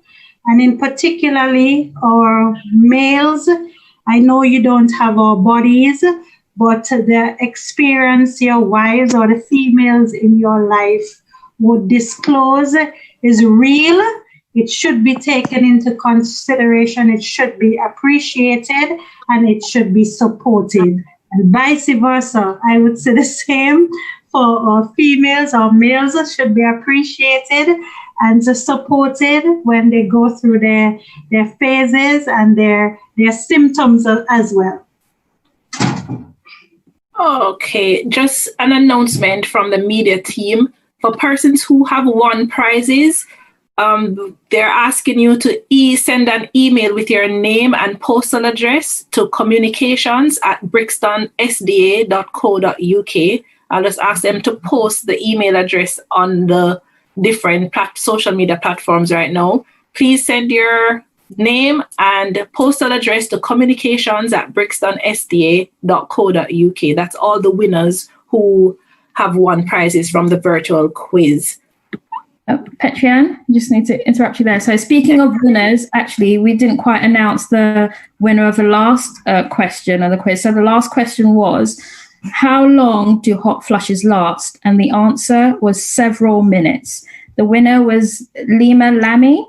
And the health tip for this is a hot flush can occur any time of day and usually last around 4 minutes. Although some may last between a few seconds and 10 minutes, they are one of the most common symptoms of the menopause and are often described as a sudden feeling of heat that spreads throughout the body. So congratulations, Lima. And just to reiterate, these are the winners for tonight. Question 1 was Michelle Young. Question 2, Ellie Noah. 3, Sharon Clark. 4, Roro. 5, Joan Thompson. 6, VD. And 7, Lima Lamy. And could you please kindly contact the communications department with the email address that you will see in the comment sections on whatever platform that you are viewing us from. And I think before we wrap up, Petriana, do you want me to go through the resources list? Yes, but did any of the panelists wanted to add any final thought? Probably can take one more. No? Okay. I'd like to just emphasize again on, making sure that your general health is improved, looking very careful at your nutrition, at the amount of exercise you do, and, and the other things that the screening, make sure you attend your screening to keep your body in good condition, because you're always better off if you're well in yourself in coping with these sort of chronic problems. Okay, thank you so much for that, Dr. Channer. Jess, over to you to share the resources and tips. Thank you very much. And Dr. Channer, just before I do that, I just wanted to ask, just as a screening, as you mentioned, screening for like, for example, your smear test and, your mammograms, is there a screening program for the menopause of those who are likely to experience early menopause if they have a strong family history, for example? Or no? No, there isn't. Okay. All right. So I'm just going to share my screen now just to share some resources that we found, which might be of some use. So on the screen, is everyone able to see my screen? So for people who are viewing, so we found 2 tracker apps, which, and there are loads of apps that you could actually download that would help with tracking your periods. So in order for you to know if anything abnormal is going on, or if you're around the menopause, perimenopausal, it's good to know what your normal, quote unquote, normal cycle is, and to help you track that. And that's for us who are much younger, who may not actually who may be very far away from experiencing menopause, is Clue. Clue is actually a good one to use just to track your menstrual cycle, know what your norm is, as it could differ from woman to woman. And then when you go through the menopause, Carrier is a nice menopause app that it helps track your symptoms and also explains maybe in depth as well what those symptoms are and where to get help as well.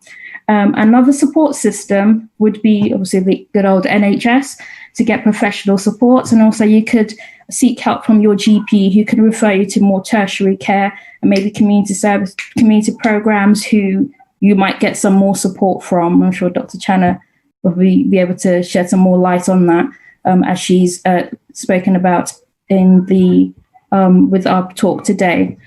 With regards to support from other women, this might be helpful to Auntie Leonie and others who are going through the menopause and have had not such a great time with it. There are websites where you can get support, where other women have chimed in and spoken about their experiences, so you don't feel alone. There's menopause support, and that's a website below, and also blogs and podcasts that do the same in whatever form you like to receive information. There are platforms available online to do so. Again, recognizing that this isn't just a physical thing, it's also a psychological journey. You can seek help with the emotional and mental aspects of it. So by speaking to someone and getting counseling, be it from your GP practice or from Sane or Mind or all other platforms that do give help or provide help for psychological impact of menopause. And more further down here, we didn't want to forget the people within family settings. So, the partners, the husbands in the relationship, the children, the dynamics could be affected. The family dynamics could be affected with your menopause journey, but there's also help available in the form of counseling, possibly for the family, but more so for the couple.